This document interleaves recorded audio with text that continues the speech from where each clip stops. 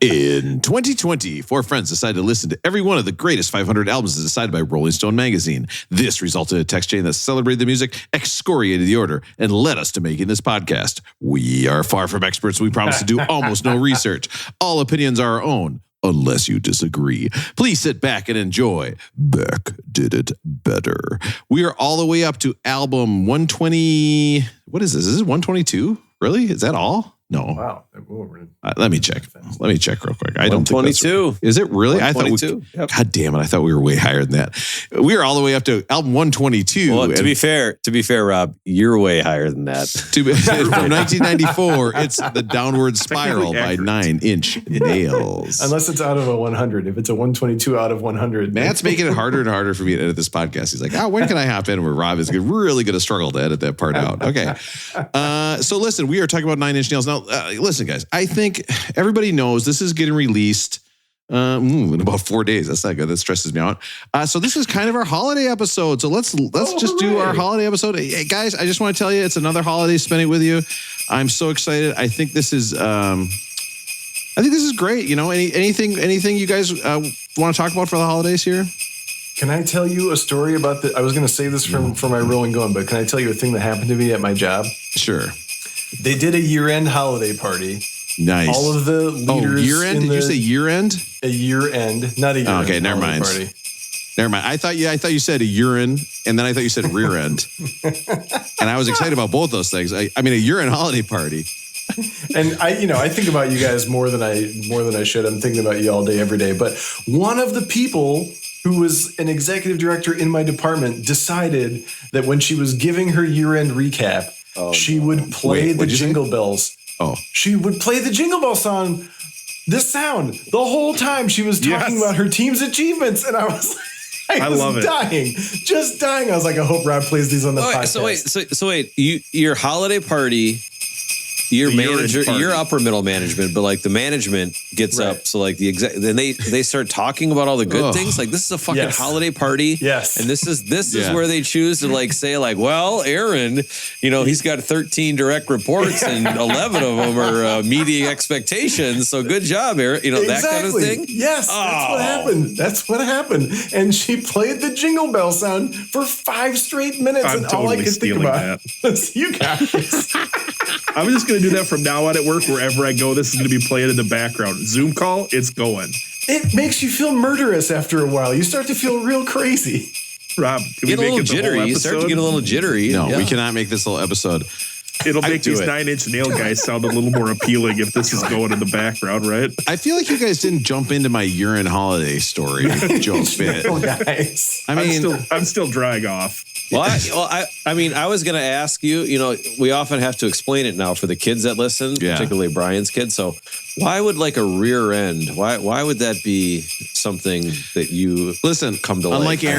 Unlike Aaron, I cannot get into my rolling going right now. But now I am going to do my original bit that I was going to do before Aaron told a big story about the rear end review party. So check us out.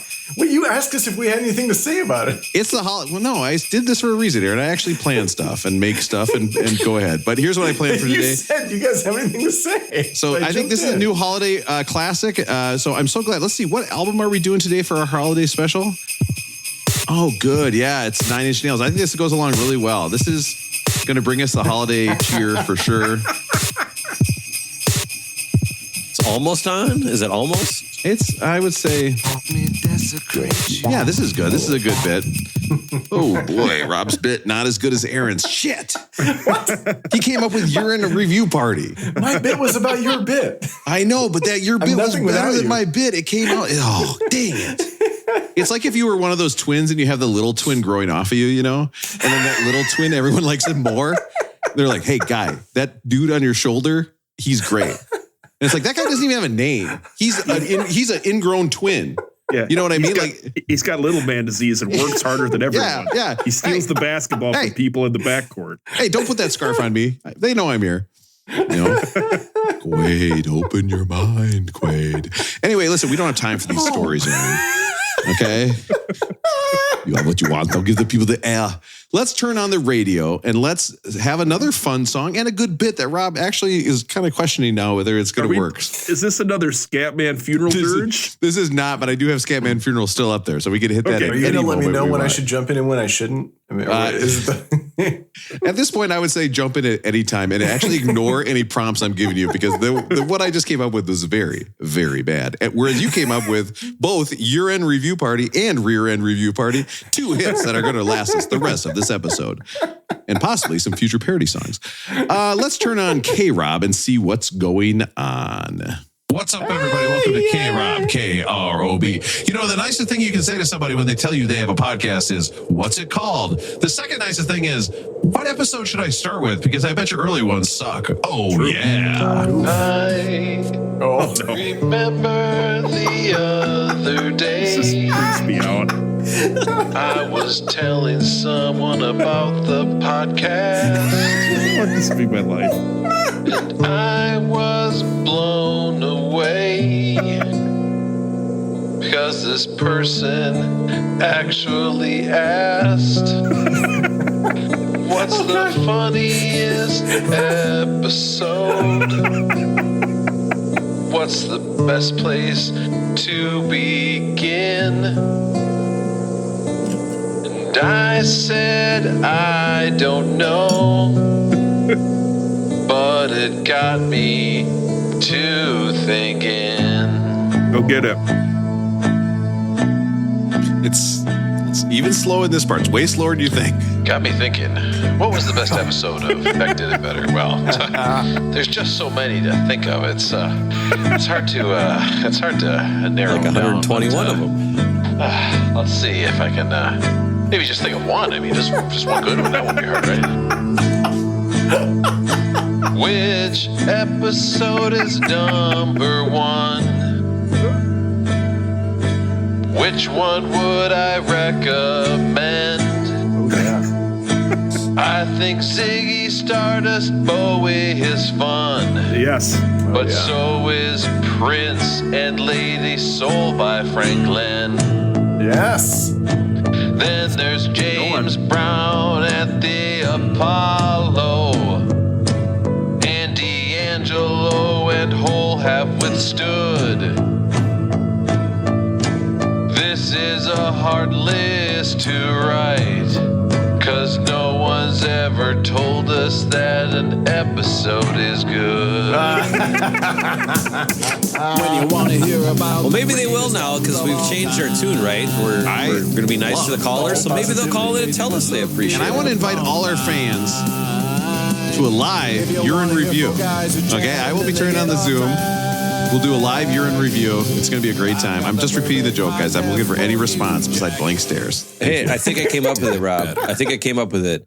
Who's gonna run your Year-End Review for that song? Yep. I like that. I like that. It's very good. Listen, you guys, is there a different way you go about these parties when it's a fiscal year-end party? Oh no!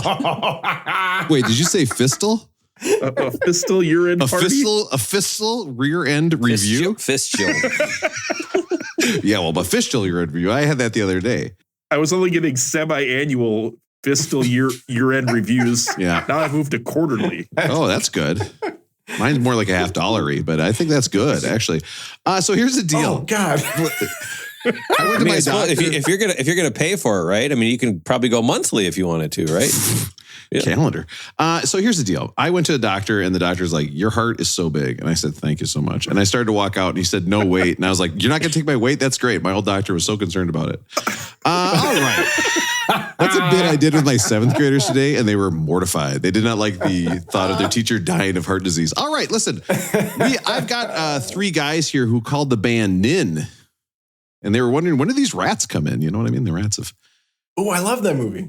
I was talking about that the other day. I wonder if that holds up. Is that on streaming anywhere? I'm sure it's not. They're dumping it, just like every other HBO. I'm telling you, illegally download shit. It's the only way to go. Media. HBO is getting rid of Westworld. The first season of that was good, and they're just dumping it for tax purposes. Listen, don't get me started about thumbtacks. They're so expensive. Here's the deal. I've got 3 guys here. I've got Matt in Minneapolis. Matt, how are you doing? Just great, Rob. Thanks for having me. I've got Russell in Minnesota. Russell, how are you doing? Guys, what has this podcast become? My sweetest friends. Everyone knows that our downloaders go away and never listen till the end. But Rob, you could have it all. Dandelion greens from Aaron's dirt. Oh, yeah. Shove his feelings down. We'll laugh at your jokes so you don't hurt. Oh, my God. Yes. You guys are so sweet. That makes me so happy. You are Thank a poet. So you don't even know it, Russell. That was, you know what, Russell? That was good. I'm going to give you a little jingle bells just as a gift for that. I was hoping we could play the music in the background and I could do it in a creepy voice. What's he building in there? And then, of course, I've got Aaron out in California. Now, Aaron, here's the deal, Aaron. Did you hear, and I'm being serious right now. Did you hear that a Mariah Carey fan gave her an acre of land in California as a gift? I have an acre. Yeah, to Mariah Carey gave her an acre of land. You know what her response was? And I don't want a lot for Christmas. A lot for Christmas. I've got Aaron in California. Aaron, how are you doing?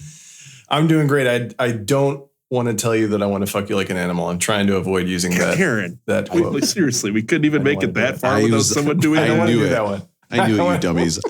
I thought you were going to do the sound of metal screeching on metal, which is also a big part of this album. So listen, let's get right into it. Let's get right into our voicemail.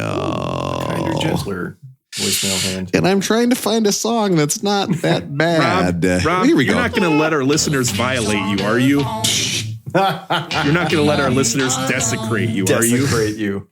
Rob, are our listeners going to complicate you? Rob, don't let them penetrate you. Okay, wow. Listen, I love the listeners. They can do whatever as long as they're leaving voicemails, they can penetrate me all day and most of the day. Hey guys, Aaron from Minneapolis. I heard that a person could call in without being insulted, so I thought I'd give it a shot. I know you're talking about 9 Inch Nails. And I was thinking about, I had a barbecue this summer. I think Matt and his family were there. I was playing my usual entertaining mix of 90s alt rock. Did you get the invite or no? Closer came on, which is a great song, but I quickly realized I should probably track it with so many small children around. So I wanted to ask you guys, what's your approach with explicit content in music and kids? Do you just let it roll? Is there an age when it's okay?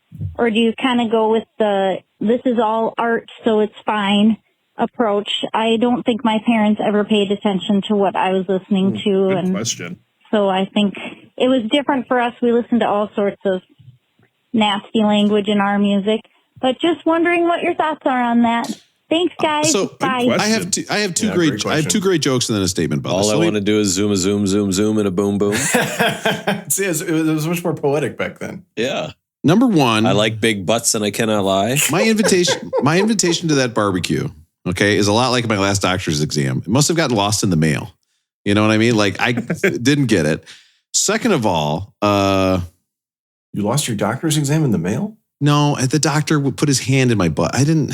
What? I was going to let the listeners penetrate me. I was going to say that, but I didn't. I just feel dirty saying that, especially after that. I do want to say, I think that's one of the best calls we've ever had. Number one, they're looking ahead. I don't even get how that works because we haven't even released. Yeah, that's very thoughtful of this listener. No, we have. So they've looking ahead. They're calling about it, and they ask a great question. That was one of the best calls, literally, that we've ever had. And it's not just on the me journey with us. Every time I compliment the callers, it sounds so sarcastic. I want to be very clear. I love our callers. They bring me a lot of joy. Thank you so much for calling. Okay, we really appreciate it. Okay, Rob, and that was a very good call. Those idiots he'll make fun of. But if you call, you're good, right, Rob? Well, I do love you more if you call. It's true. It's a lot easier. That's a good question. How do you guys take you guys all have kids that are kind of at that age where if they hear it, they're going to repeat it. I know Matt's told stories about being up in North Dakota and there was some giggling about some swear words. How do you guys handle that? Well, so two things. I think it's what do we say about, it's all about the art kind of a thing. Mm-hmm. So if you've got a drunk second cousin 3-time removed who's just swearing up a storm, that's like one thing, right? But if you've got like, our kids are into, so I got a 10 and a 7-year-old. They're into like AJR right now, which has great songs and they have 3 or 4 swear words in every one, but they're like using it how you would use the word shit, not just like throwing it out there just to be a drunk They call the shit poop.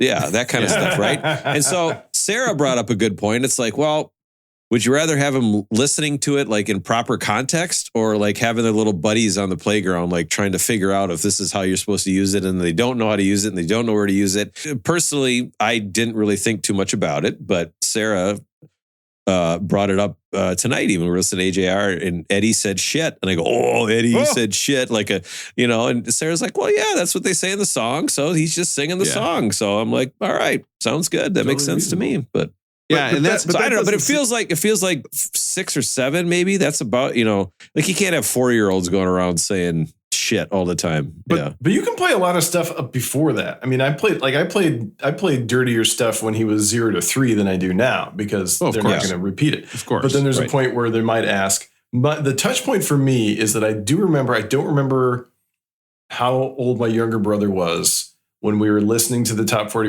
radio station in the car and John Cougar Mellencamp was on and he said, Mom, what does hurt so good mean? And that to me, like when the kid can ask questions like that of the parents, that's when you have to start thinking about what questions you want to answer or not. Mom, what does it mean to be sucking on a chili dog behind the Tasty Freeze? Like, how do you suck on a chili dog when it's a hot dog? That doesn't make any sense. Why would you do that, right? Like, once the chili is gone, why would you be sucking on the dog anymore? Yeah, spill all over the front of your balls. But in theory, those could have a different meaning that a 6 or 8-year-old might not even think about. Like, if you put on Closer by 9 Inch Nails, that's a whole different level, isn't it? But here's the thing, right? Are we post lyrics causing bad things to happen? Are we past that now? Can you think of a song offensive enough where you would get mad about it?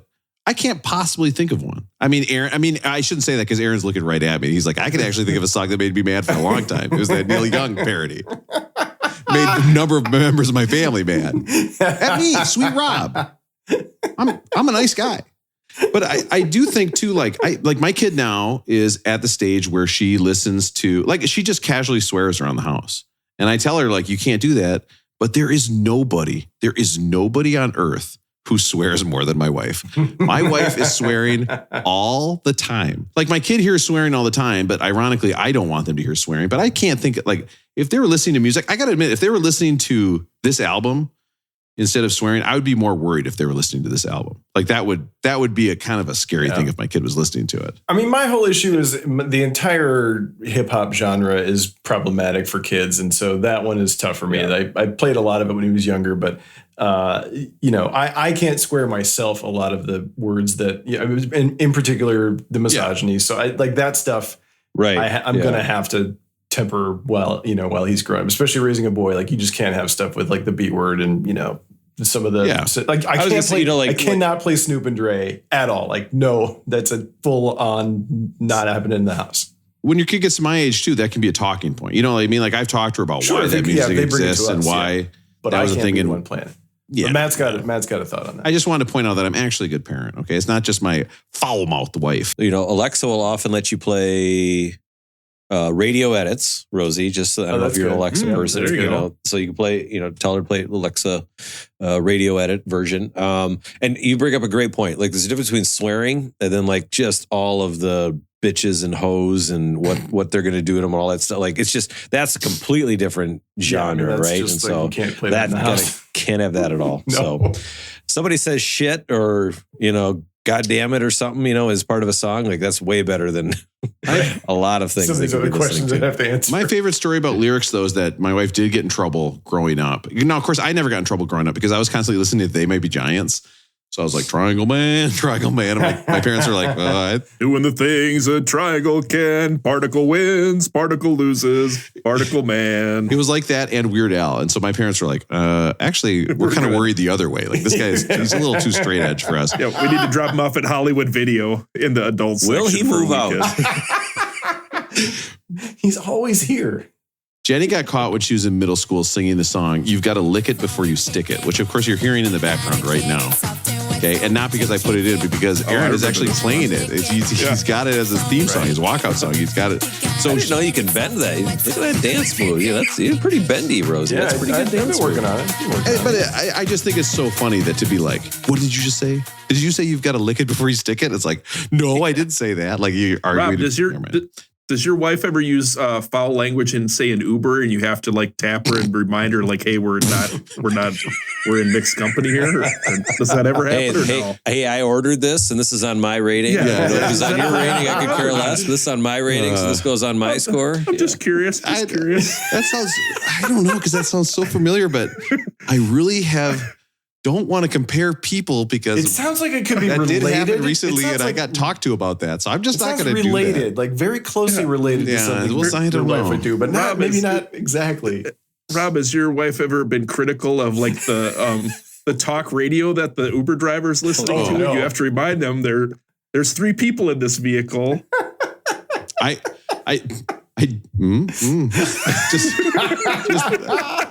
Let's get into rolling going. Somehow we got a little off track there. I don't know. How is that possible?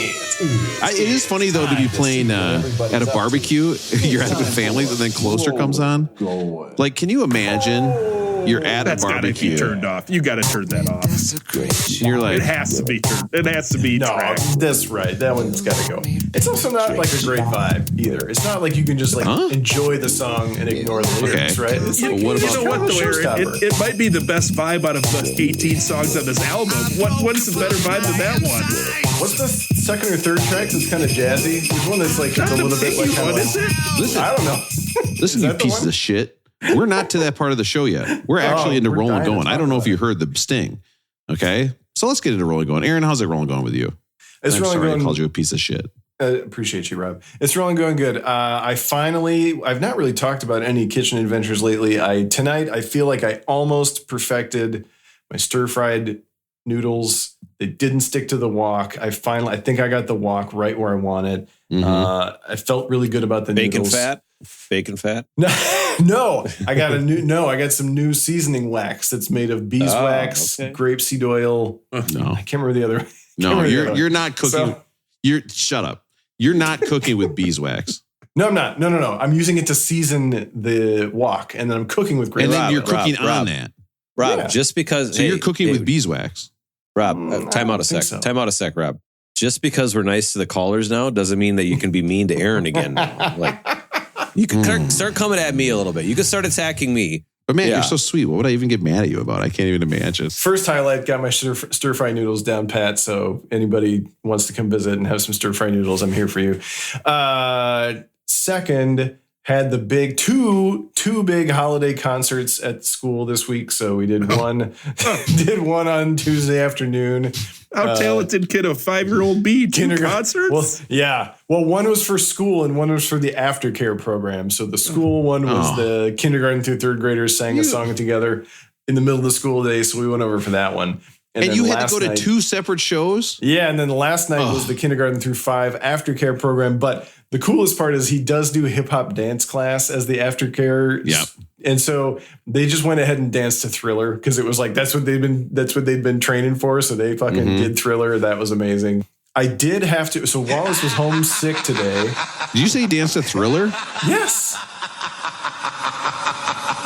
For the Christmas concert?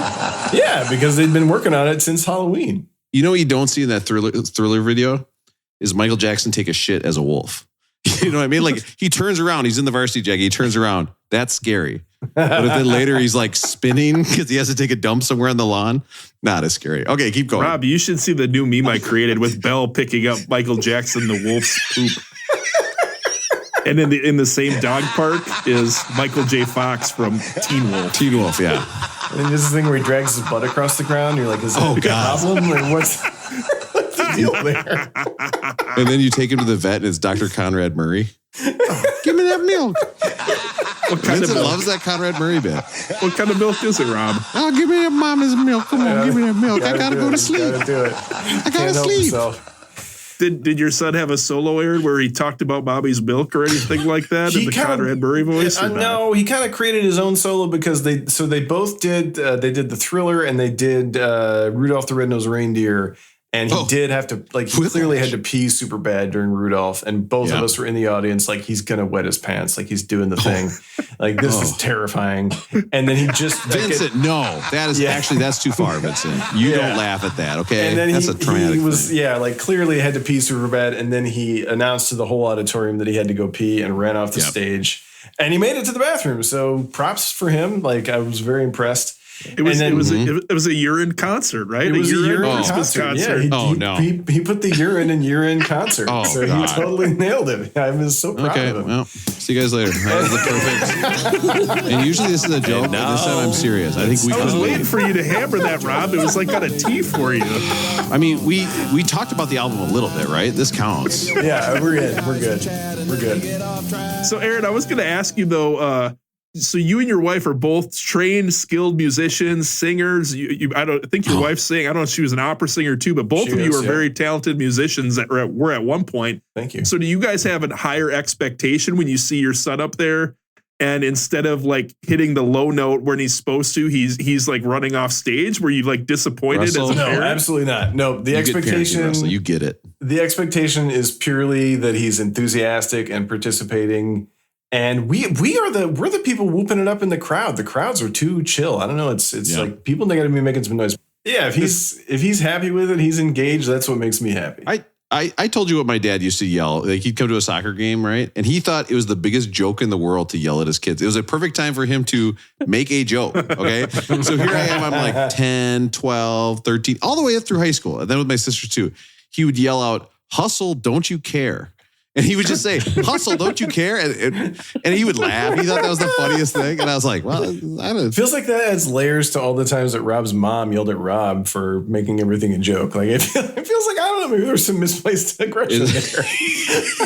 I learned it from you. You're not mad at me. You're mad at your father.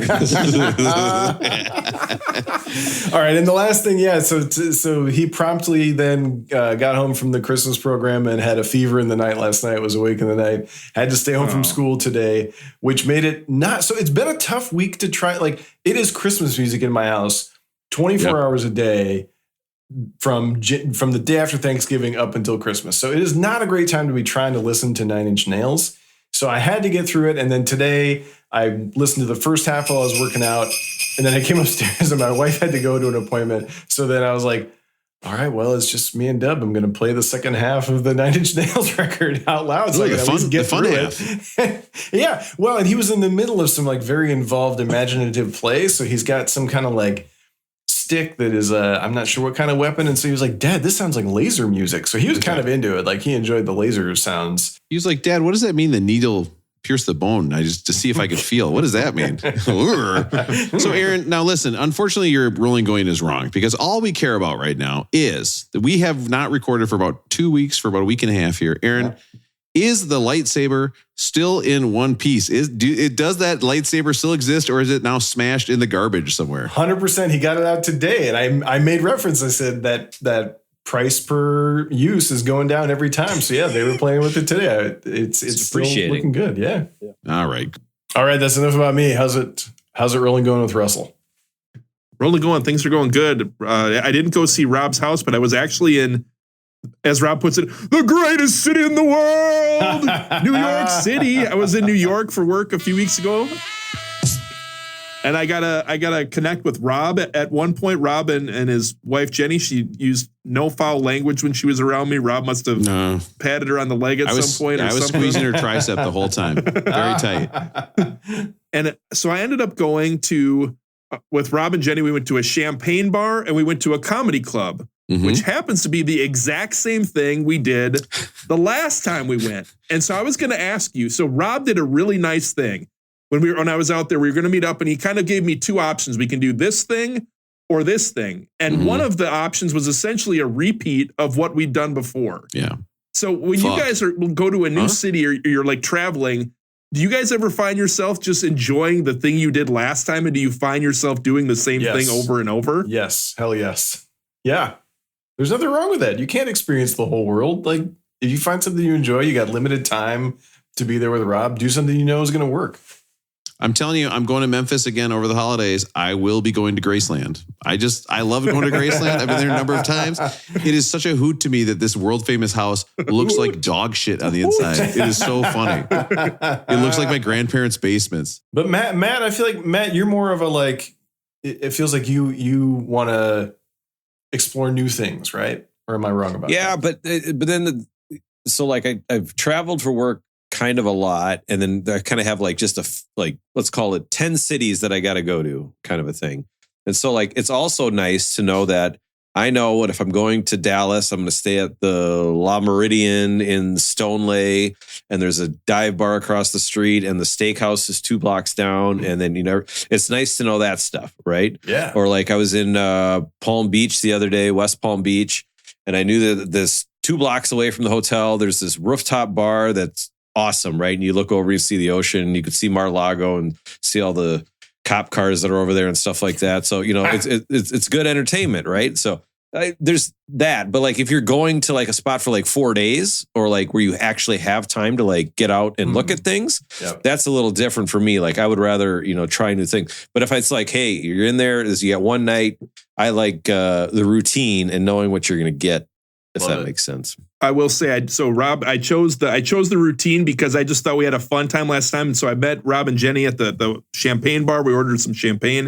It was really good. It was really fun. And it was kind of nice to say like, hey, this is our thing as a group. When we go do something together, it's like when we go to Vegas, guys, we go to the same, we play blackjack at the same spot. We go to the same buffets. You know what I'm saying? Yeah, same. Yeah. You don't want to mess around. Hey, what happens in the champagne room, Russell? Because I've never been in there, so I was just wondering if what happens in the champagne room. Rob made me sign a non-disclosure, but I'm not allowed to talk about it. Yeah, and my wife talks so loud that you kind of look around to see if anybody's like looking at you. That's mostly what happens in the champagne room. There is no sex in the champagne room. Can you imagine that was like a real song? Like that's crazy, right? That was like a song for a video I saw. And the fact that I sat there watching TV and I watched that video and I was like, and I'm telling you guys, there's a chance I tried to jack off to that video, I think, because I thought maybe the strippers were going to be near. Just a lot of Chris Rock. So I did one night with Rob and Jenny, and then the other night I had some work colleagues. I had to do drinks and whatnot with them, and that went a little bit later. But I was able to explore a little bit the next night. Rob, I don't even know if I told you what I did that night. So no, because we were going to get together that night, and then you said no thanks. So I was at home pretty much crying, actually. I wouldn't have been able to be with you until about 9 p.m., but I knew you had a big weightlifting competition, so I figured that wasn't going to push it. But I did end up going to a Top Chef restaurant. Chef Angelo, who was one of the finalists one time, I went to his restaurant called Anejo. It was really good. It was delicious. And then I also walked down to Rockefeller Plaza to see the big Christmas tree. Oh, nice. Mm-hmm. Are you guys into like going and seeing like the big Christmas trees or the lights or anything like that? I know, Matt, you do the blow ups, but do you guys like the lights? I will say, and I think we've talked about this numerous years, that I have very strong thoughts on professionally done lights on people's houses. Yes. Which drive me bonkers, right? Like if those lights are as straight as an arrow, and perfectly, but people who put out the effort and you could tell that it's like a thing that they do, or they do it with their kids or things like that. Yeah, I love it. Or like there's a place, I think in Phelan, is it in St. Paul? Russell, have you ever done that? Where it's like a drive-through Phelan Park in St. Paul, and it's raising money for somebody, and it's kind of corny, but at the same time, it's like, yeah, this is really cool, raising money for whatever. So no, it's fun. But again, if somebody's got a real professional, and the Rockefeller is a little different because that's pretty historic, and I think they bring the tree in from Minnesota usually, don't they? Do they tell you where the tree comes from, Russell, or did you not get that far? I did not get that much information. Okay. Did you talk to anybody? I hope not, Russell. Don't talk to anybody. But it was a good time, Rob. It was great seeing you. Thank you for taking me out. But Matt, rolling going, how's it going with you? Good. I did not know that this is the Christmas episode, but I have been making a list. Now, Matt, can I just ask you right now? Yeah. You gotta be careful. How many times have you checked that list? Tonight, twice. Okay. Just so I check that out. And there's a lot of actually like holiday stuff that's on my list. There's also, I still have Flashlight to see Menzies. I don't know what that means. But I also now have this one, and I have to just say this because I'm going to have to figure it out by next time we record. But something popped up, and Sarah goes, well, you have to take good enough notes that you're going to remember what it is. Mm-hmm. Okay. And here's my good enough notes. All right. Okay. Photos of feet - I'm the creeper - Rodriguez. What? I have no idea what that means. So there's something there, though. Did you see me perk up when you said that? I was like, right. So I'm going to have to figure that out. All right. So Speakers of Feet Creeper. Oh God, that's so funny. There's something Rodriguez. there. Somehow, yeah. Rodriguez. So we'll do some quick hitters. I've got "Joy to the World." That's the best Christmas song there is. The Mariah recording, or overall, just overall. Okay. I mean, just Joy to the World. First of all, Joy to the World. That's the best Christmas barely song. a Christmas song, in my opinion. Well, that's kind of what makes it okay for me. Yeah, I mean, that's a Christmas song, Joy to the World. And you're telling me that that's better than Little Drummer Boy? Mariah has it on her That's Christmas what I'm album, saying. so that makes it a Christmas song. She is the queen of Christmas, although not trademarked. I love that, by the way. So, "Joy to the World," best song. No. I think I was incorrectly using "Stolen Valor" last night at our Christmas party because I got designated to, so it's like, be careful, dude. I'm just telling you. Be careful, because people who aren't on this podcast get really mad. They do not think it's funny. Turns out a number of people I think I was using the phrase or... incorrectly, but I was thinking about you guys, and it was making me laugh inside by saying, "Stolen Valor." So it was one of those things where it was like, there's a few of us planned to like go out to a bar. We went to the local downtown, and anybody who's saying that Minneapolis is shut down, they can all go fuck themselves, because it's pretty nice down there. People I gotta change my role and going now. All right. So we go down there, and there's like 15, 16 people, and there's a big bill, right? And so and it's going to be like, well, who's paying for this kind of a thing? And so the head guy is like, well, Matt, just use your card and, we'll expense it or whatever. So I was like, okay, so I'll buy everything, tell everybody I'm buying everything. I'll take full credit, and then I'll expense it on the back door later. So I was just telling everybody, yep, thanks, nope, drinks are on me, guys. Order a couple more apps are on me, and people go, aren't you expensing? Oh yeah, Stolen Valor. I'm taking all the credit. Yeah. I'm taking all the credit for this. So am I using that right, Rob? Is that how you use Stolen Valor? Taking credit for something? Taking credit. Did you give him a naval salute from your rear end at the end of it or not? I do like the idea that the rear admiral. I do.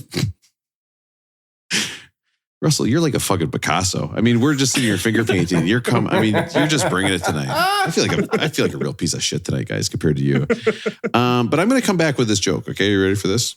First of all, I do like to think of the idea as a credit card as being like valor. Like every time you spend it, you're like, I'm doing my part to help the economy. Not the joke that was good. Okay, I'm just going to stop everybody. That was not the good joke. Here it comes. Okay. It's the fluffer. And at the end of the night, here's what Matt hears. Ready? He goes, "Hello, Matt. It's me, William."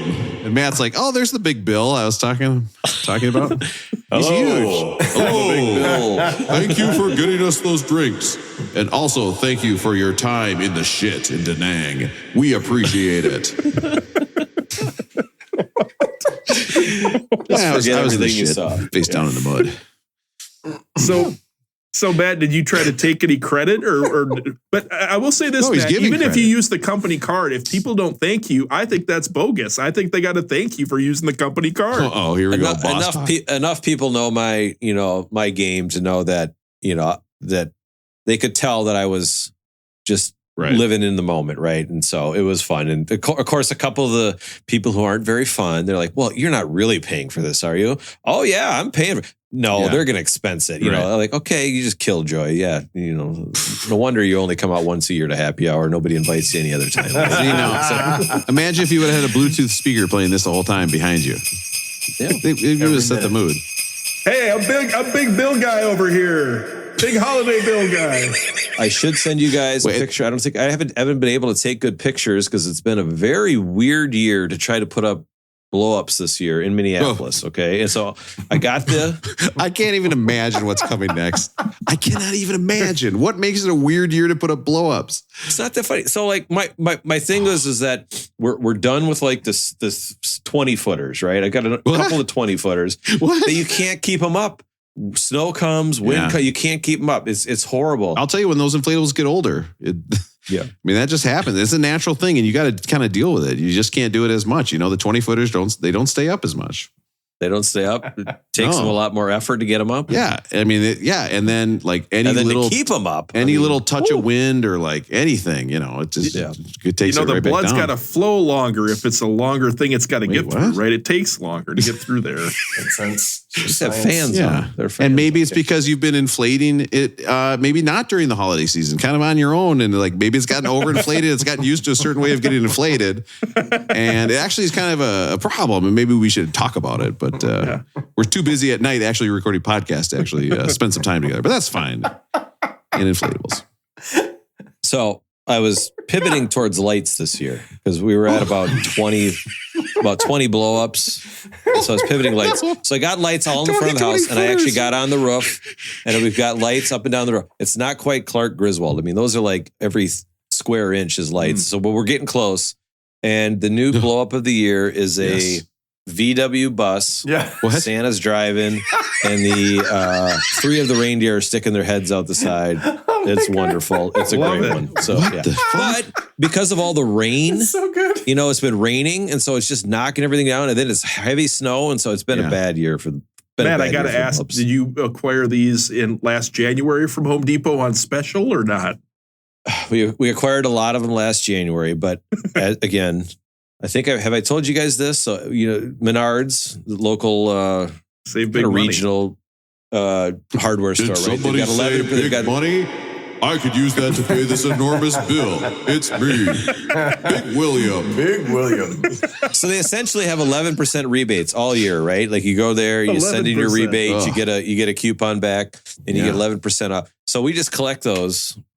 And the boys, they help me. They send them off. They come in. It's great. So we had $182 this year. I feel like this is like you're teaching your kids to smoke, but it's buying inflatables. You know what I mean? You're like, hey, just try a little. So we collect all of those. We collect all the rebates, and that's our blow up money for the year. And so we had $182 this year. And so we got some new ones. We get the ones on sale.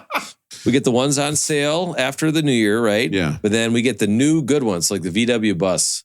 That was like $120, I think. So that's all rebate. I mean, it's free money.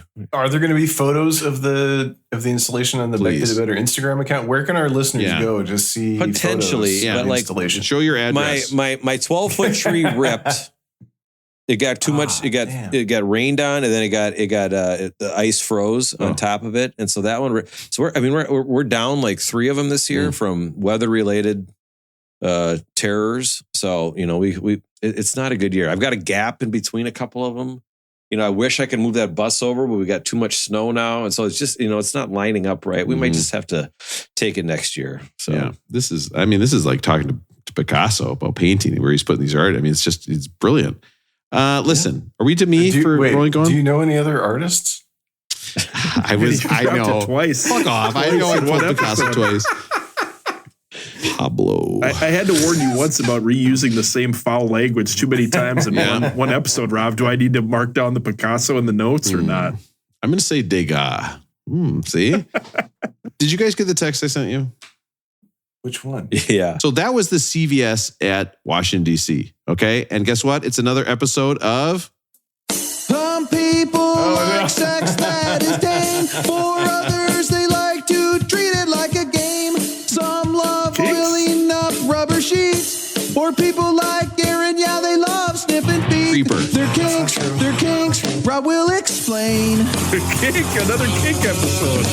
They're kinks, but we'll never shame. No shaming. Yeah.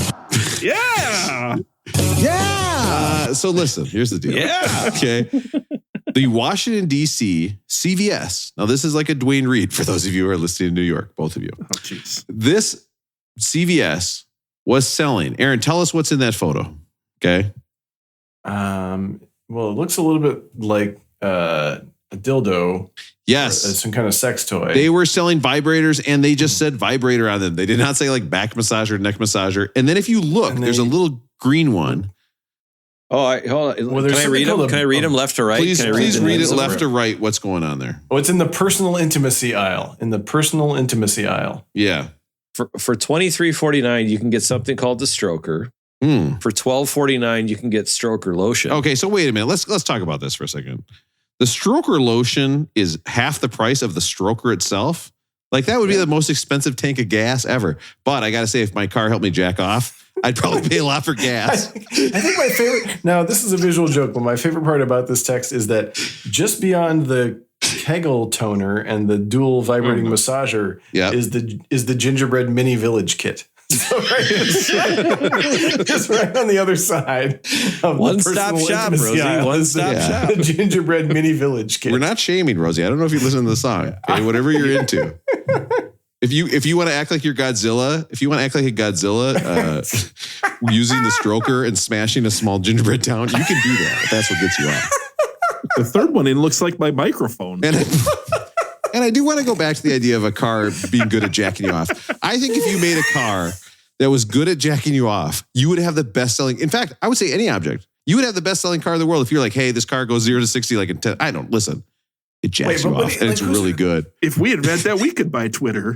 Oh my god! Oh my god! It'd be so. I mean, look around your house right now. I'm just going to look at something. Ready? I'm going to turn and look. A refrigerator that jacks you off. That's a great invention. I just feel like there should be some each of these cleanup involved. Would each of these appliances or machines look like a regular one, or would it be obvious? Like, would you be driving down the road and people would see you and like, God dang, he's got the jerk off mobile or whatever it would be called? Because honestly, it would be dangerous, right? So I do think you'd need to have a special light to come on in the back. So there'd be like a purple blinking light and be like, listen, this guy's getting jacked off. He is in the jack off lane, so everything's fine. Flashers. Yeah. No, well, again, we're not shaming. Still feels like it should also provide some paper towels or something. I mean, you can't just what happens when you get to your destination? What is this? What is the stroker?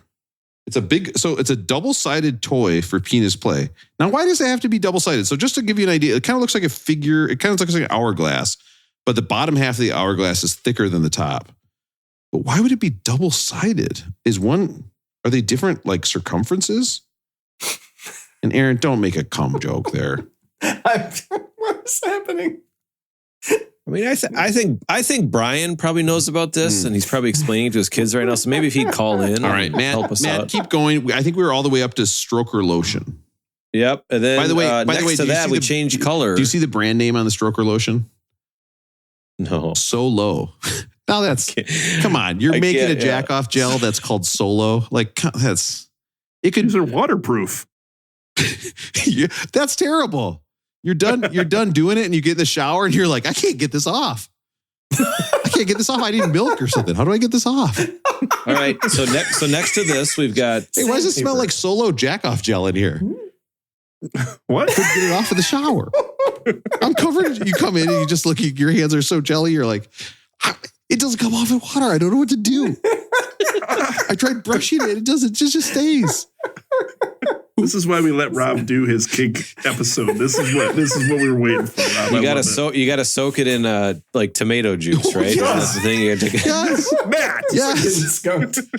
Yeah, it really is. I don't get it. That helps take it off. Why would you want that waterproof? My goodness. All right. So next to this, we've got Buzzy Butt. I think I can't quite read it. Is it a vibrating toy for your backside play? Yes. Is that what it says? Vibrating toy for backside play. And that's kind of my kink that I want to talk about right now. Well, not my kink. Okay, well, let me just get through so we got the tush cush, and I can't read the fine print. A cushiony lubricant for backside play. So I'm going to tell you right now, if you're using the stroker lotion on the Buzzy Butt, oh boy, are you doing it wrong. The worst part about these toys, though, is the boxes they come in. These boxes are like just plain orange and pink boxes. There's nothing fancy about these appliances. It looks like they have a guarantee on the box. They have a guarantee on the box. They do. You got to have the guarantee on the box. Guarantee, put it right on the box. Yeah. There's a guarantee, Matt? What are you talking about? It's a Tommy Boy reference. Oh, okay. Guys. Sorry. Keep up. Sorry. Listen, Matt, tell me the price. If I want to shove and I want to be, how do I say this? I want to shove this Buzzy Butt up my ass for pleasure. How much would that cost me? $33.79 plus $7.35 if you need the tush cush with it. Do you think that's too cheap or too expensive? Because if I'm going to take the time to shove that in me, that's true. I might not want to just be buying the discount one at the drugstore. I kind of would be like, hey, $100? I don't know. That actually sounds good to me. Like, that's good. Next to it, the toy cleaner is on sale for $232. So the real question is, too, if you look next to some of them, there are empty slots. Yeah. So some of these things have been purchased out. They're gone. The people at Walgreens have bought them out. They are smart because everybody likes it when it's better to jack off. Like nobody's ever been like, well, I hope I go home and have a not good jack off session tonight.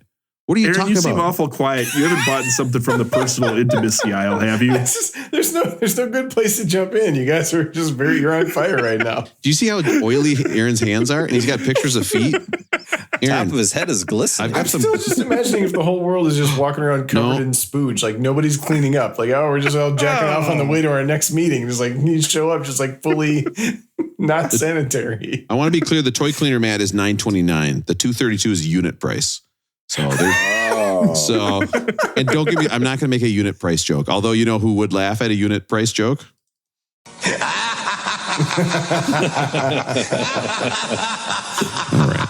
So, Rob, if you were going to buy something from the personal intimacy aisle at Walgreens, would you rather buy it from the front desk concierge, as Aaron has called them, or would you rather buy it from the pharmacist in the back? You know what? At my age now, I'm giving it to somebody.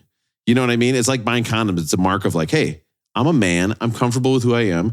This is going to help me jack off better. Okay, so now I'm going to buy it. And guess what? You're going to look at it. You're going to ring it up and I'm going to pay you. And you know, there's 100% chance that tonight I am using it. Because this is not, you do not go and buy the stroker. Yeah. It's not like Matt. You don't buy it in January and let it sit for 11 months. You know that the stroker is getting opened tonight. The stroker lotion solo is getting opened tonight. The toy cleaner is not getting opened tonight. That can wait until later, tomorrow, maybe a couple days. Right? Yeah. It feels like you should clean it the first time out of the box. There's very few things where the guy is selling it to you and he knows that it's going to help you orgasm that night. Like there's just. You know, because what are the other ones? Well, I mean, he's like, well, maybe he does have a runny nose. You know what I mean? What? Maybe this guy just needs socks, like whatever. Like it's kind of nebulous. You don't know quite what's happening. But this one, it's like this guy's definitely going to jerk it. I mean, usually, we go buy the blow-ups after Christmas because they're like half off. Do you think there's ever a season when these are like on sale and you can get like 2 for $1? Could be after Valentine's Day. I was going to say. Right? Okay. I was going to say, Valentine's Day has got to. Well, what do you think is the biggest day to get dumped?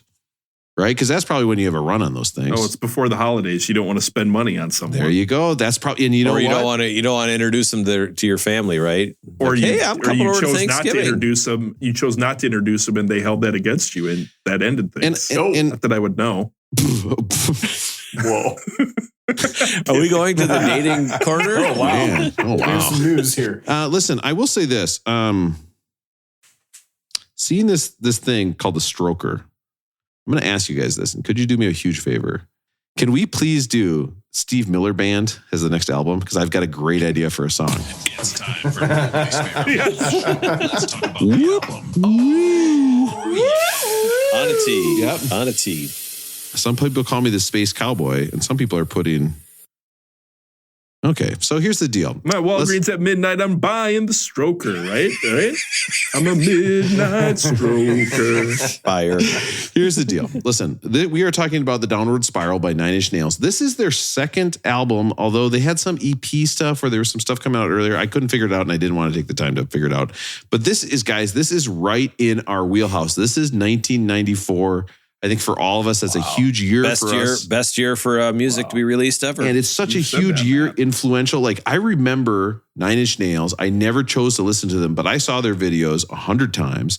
I heard their songs all the time. I was blown away when the highest song on this album got up to like 30th on the Billboard charts. I was like, I thought it would be way, way higher than that. But basically, this album, it kind of reminds me of Kate Bush's album, which I think a lot of people wouldn't say that, but it's a concept album about somebody falling into madness where at the end there's kind of a suicidal breaking point.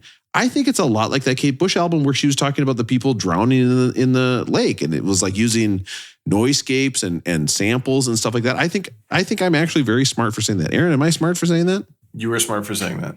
Oh, yes, I nailed it. Thank you. If our listeners are bored, just Google albums released in 1994.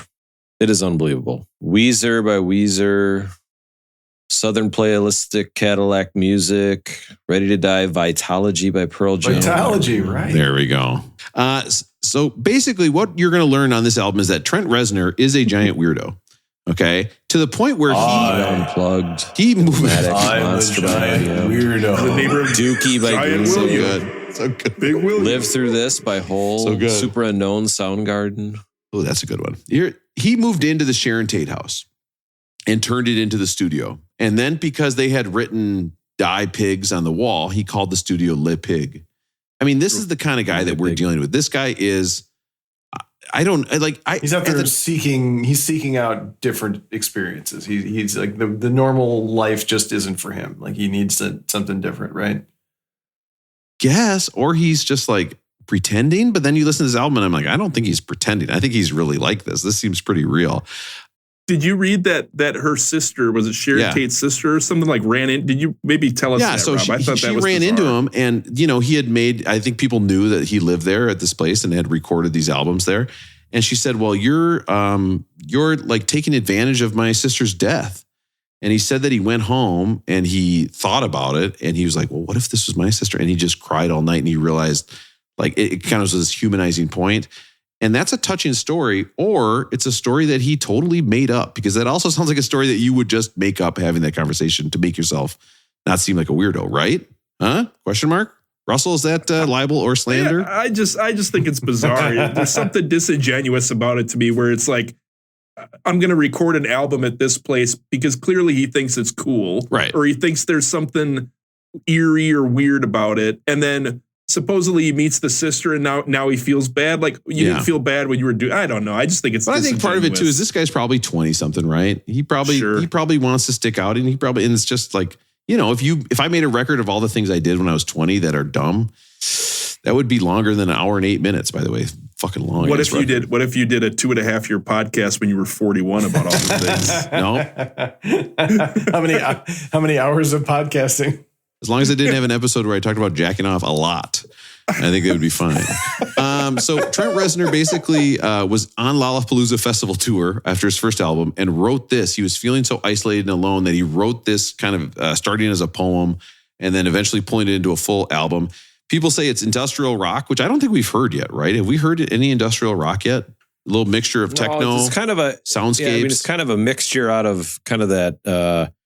like the technical rock that came out of the UK in the late 70s. Yeah. It was kind of different from the punk, so I don't know. It feels very... it has some similarities to Jagged Little Pill to me, just with less melody and more noise.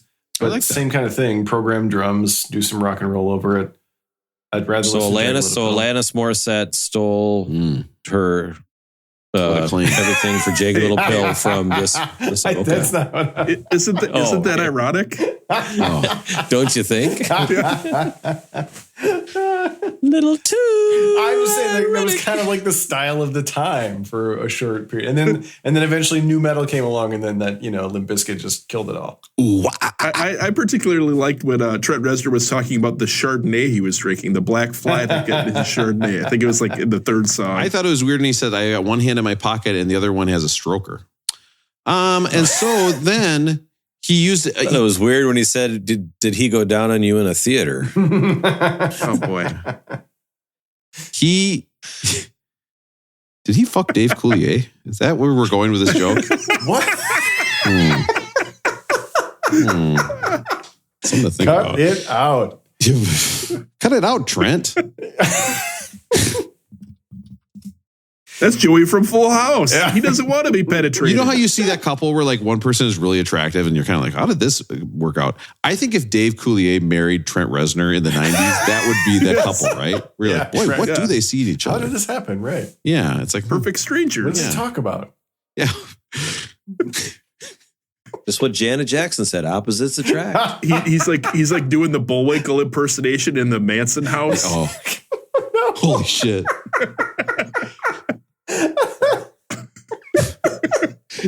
Dave Coulier. Holy shit. Trent Reznor. If Rob was at 122, he just went to 222. I would just took him straight into the stratosphere. That was, I mean, I'm just thinking of a joke, but I cannot do a Bullwinkle impression. Oh.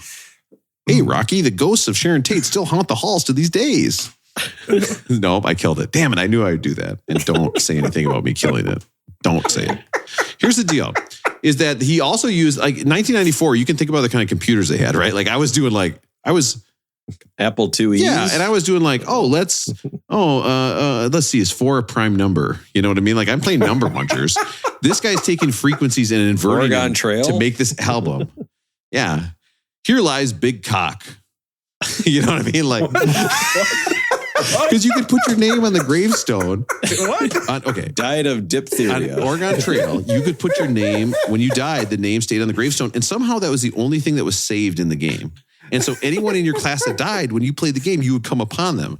So everybody would name themselves like Sweaty Balls. You know what I mean? So you'd be like, come upon a gravestone and be like, oh my God, somebody died here. Honey, kids, get out of the wagon. Come here. Let's see who it is.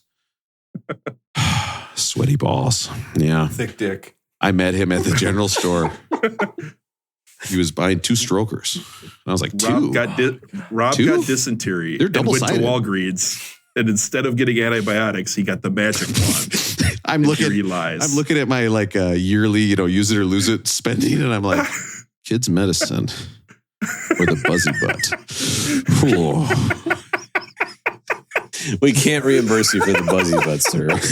That's not an eligible medication. Yeah. Cheap box of chocolates I could buy for my partner on Valentine's Day. Oh. Magic wand. Tough. You know what? Get both, put one in the other. Oh, great. I didn't know your family was going to be here, stuff like that. So you were just Mr. Self-Destruct on this episode right now. Yeah, I love editing long episodes. It's my favorite. Here's the first song, Mr. Self-Destruct, actually named after Jesus Christ. Named after a Soft Cell song. And every lyric in the song says, I am the blank and I control you. And then they use this in a Levi's commercial? What the fuck? The capitalism is wild. This is the hardest to listen to opening track we've heard in a long time. I agree. Matt always does a good job of talking about, like, it sets the tone. I knew immediately when I heard this is too hard, it's too intense, it's too loud for me. And then all of a sudden they were whispering. I was like, it's too whispery for me. Yes. I knew right off the bat, like, this is like a super creative album. It's probably very influential. It's like one of a kind, but it's too intense for me. I think it's interesting though, because I think this album, and I'm going to say, like, this is not an album I'm going to listen to a ton. But if you look at this album as like, this is a rock album in 1994 that is using samples. Like, how many rock albums were using samples of movies or whatever?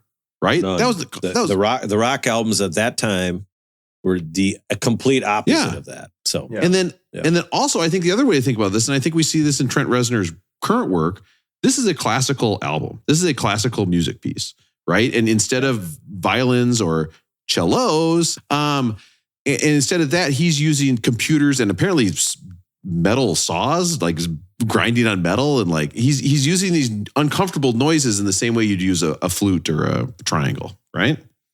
Yeah, it sort of requires the same attention as a listener, which I didn't really have. It's the same thing. If you put on classical music in the house, orchestral music, opera music, you can't ignore it because sometimes it gets so quiet you can't hear it anymore, and you have to sit quietly and listen, and then it pounds you with noise. And he does that a lot on this album. So that's an apt comparison, Rob.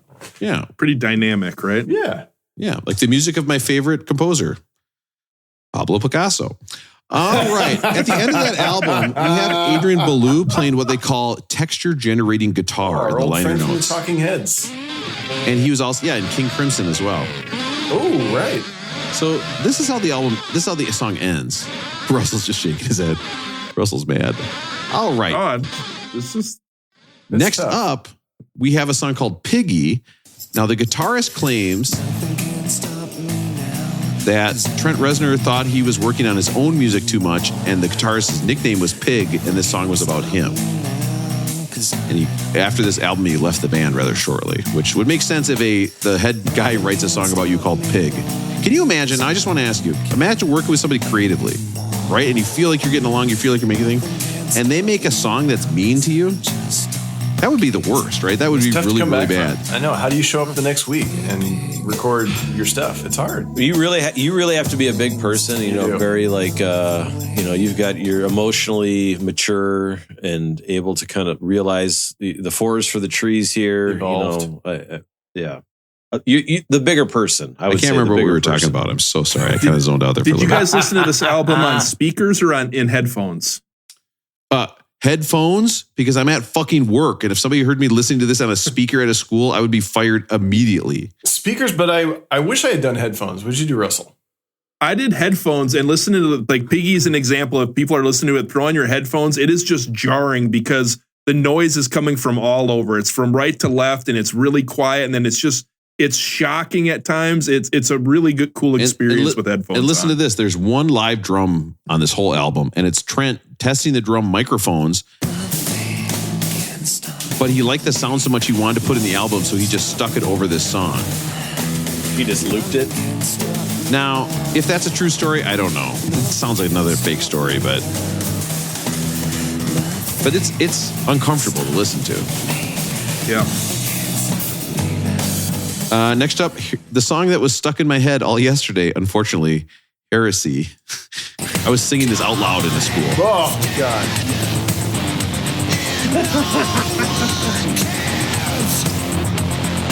I mean, he's really working through some stuff, right? He's got a lot of feelings he needs to get out. So again, this album is about somebody's descent into madness, and they feel like they're being taken over by a robot, which a lot of people have talked about. Maybe it's depression, maybe it's drug abuse, maybe it's just a story, and he's kind of adding all those things. But I just want to wish everybody out there, Merry Christmas, everybody. Merry Christmas, Happy Holidays from your friends at Beck Did It Better. Hope you're sitting around the tree right now opening presents. I mean, it sounds like if Prince went alt-rock, right? If Prince had a bad day and went alt-rock, that's kind of what I heard. Yeah. It's different. Yeah. It sounds like he listened to the back half of 1999 and took the wrong message. Yeah. Yes. But you can see why I was singing that. God is dead and no one cares. I mean, it's badass, right? Like I could see where if I was a certain kind of person and I was 16, 17, listening to this album, you'd be like, fuck yeah, this is speaking to me, right? And then if you were that parent outside, you'd be like, oh no, this is very, very bad. We need to talk. We have the lead single off this album. Can you imagine listening to this album and being like, okay, let's put a single. Which one are we going to play on the radio? Is it going to be the one that says God is dead and no one cares, or the one that we said, I want to fuck you like an animal? Yeah, we should probably pick the fuck you like an animal. But that was the second single. This is March of the Pigs. Okay. Jesus Christ. The fastest Nine Inch Nails songs at 269 beats per minute. 269? 269. That's why it's double-sided, Russell. It has 3 bars of 7/8 time and a bar of 8/8. So it's this weird like 14, 22, 24 signature. It's very strange. I mean, this does seem to, I get mad when stuff gets compared to jazz, but he seems to have listened to some jazz or maybe Frank Zappa. I mean, it does seem to share a lineage with some jazz music, more jazz fusion, experimental stuff. But I think he must have listened to music like that. There's no doubt that Trent Reznor is a musical genius, right? He's a Tony away from EGOTing, right? He got a Grammy not only for his work with Nine Inch Nails, he got a Grammy there. He also got a Grammy for the soundtrack to Girl with the Dragon Tattoo. And then he got an Emmy for his work on The Watchmen. He is a musical composer now. It's what he does. Like he obviously has musical chops. That's why I don't think this is just like a random album. You have to treat it like it's his whole vision. He knows what he's doing. I think there's a lot of thought behind it. It's hard to listen to, but there's thought behind it. Mm-hmm. Man, I'm kind of curious. So you've talked like you're a Smashing Pumpkins guy, you're Pearl Jam, you like alternative music. Like this is mid 90s. Is this too hard for you, or like what's your history with this? Like I remember, because you think about Pearl Jam, right? If you put Better Man on, and then this song comes on, like it's a great juxtaposition. Is that the right word? I don't know what's the word for it's awesome. So like it's great. It was a great like album to listen to. I think at the time, and I can't listen to it now. To be honest with you, like it's different now. But the going from Pearl Jam and like Smashing Pumpkins and being all feely and tonight, to this. And it leads into like where Korn is, like System of a Down and all this stuff. Oh yeah. And so I think like this was absolutely influential to what happened at the late 90s where we graduated high school. And so I thought it was great. And it was a great, on MTV would be, This came on, and then you go to Atlantis Morissette, stuff like that. So I don't know. I loved it at the time. Yeah. You know what? I was thinking about like what other music is this like, and where I learned a lot was if you have Spotify and you let it play through the album, they'll start playing other songs that are like it. So this is not a list, but I just wanted to tell you guys some of the songs that played after this. Oh, this is gonna be fun. This is not a list. A list. The first one was Rob Zombie, Living Dead Girl. Rob Zombie. This is kind of in that same vein, right? Yeah. Soundgarden. Blow up outside the world. Soundgarden. Alice in Chains. Matt perked up at that song. What was that song title? Man, I kind of perked up at that one. Blow up the outside. Think about it, Matt. You should be playing that when you're doing your yard work out there. Blowing up that 20-foot tree. I think People Against the Sun. Isn't that Rage Against the Machine? Yeah, I think so. Alice in Chains, Rain When I Die, and then Primus, John the Fisherman. Those were the songs that came up after. That's it. Primus, I can listen to that. Now, we get to the song that scared the shit out of me on MTV. Yep. Now, he saw the video and he said, this is the one song I've ever done where I saw the video and I said, this sounds better. And it's when I see the video and it's my video. This was the second single, Closer. Got all the way up to 41st on the Billboard. And he claims that this song is about self-hatred and not about, as Aaron would say, having sex. Yeah, why bother? I mean, you wrote a song that says, I want to penetrate you. Like, just let it speak for itself. Don't try to lie to anybody. And not only that, he's mad when people misinterpret it. In fact, this was ranked. Now, this seems too high to me. This seems too high to me. AOL had 69 of the sexiest songs of all time. Now, can somebody put that in their tickler file for Valentine's Day? Okay, and don't AOL. Tickler file. I thought you said I wasn't allowed to show my tickler file on the podcast. It was actually one of those things that was empty, Russell. It was one of the empty things on the CVS was the tickler file. But I emptied that out earlier. AOL made a 69 sexiest songs of all time. And this AOL. And this one hey, this is where I get my news. Do you guys know anybody that we've done this 1,000%. Do you guys know anybody who's got an AOL email address? My father. My father. There's listeners to this podcast that still have an AOL email address. My last one was Pile of Shit 3 at AOL. I was also playing AOL Euchre in addition to Yahoo Euchre. Oh God, I forgot that wasn't AOL. I was actually Prodigy. I was Prodigy at AOL.com. It was very confusing. I didn't understand the internet at the time. I am the fire starter. Psychosomatic, insane. Where was this on the list, Rob? Number 2 of the 69 sexiest songs. This is fucking get the hell out of here. Just dumb. Come on. What was number 3? Well, wait a minute now. I mean, there's nothing sexy about the song, right? No. That sounds like a... No, wait a minute. I hear something. Well, maybe. We get some jingle bells in there. I might work for me. Yeah, I'm hearing a lot of stuff in there that I actually get where they're coming from now. A lot of bits in there. And Motley Crue, Tommy Lee. Now, Motley Crue's drummer, Tommy Lee, okay, who's famous mostly for his drumming and not anything else in my head, said, come on, dude, I want to fuck you like an animal. That's an all-time fuck song. Those are pure fuck beats. Trent Reznor knew what he was doing. You can fuck to it, you can dance to it, and you can break shit to it. And he said, and you can also honk a boat horn with your huge cock to it. Okay. Which I've actually seen him do on a video. Okay. Have you ever seen that part of that video? I know I've talked about this before. I know, just like AOL, just like the Yahoo, the AOL email, I have talked about this boat video. Tommy Lee is on a yacht with Pamela Anderson, and they're both I'm naked. going to talk about it anyway. And he is at the wheel of a yacht. So I just want you to picture, what do you think the size of a wheel of a yacht is, right? Just picture that. Maybe make that length with your hand right now. You're driving it.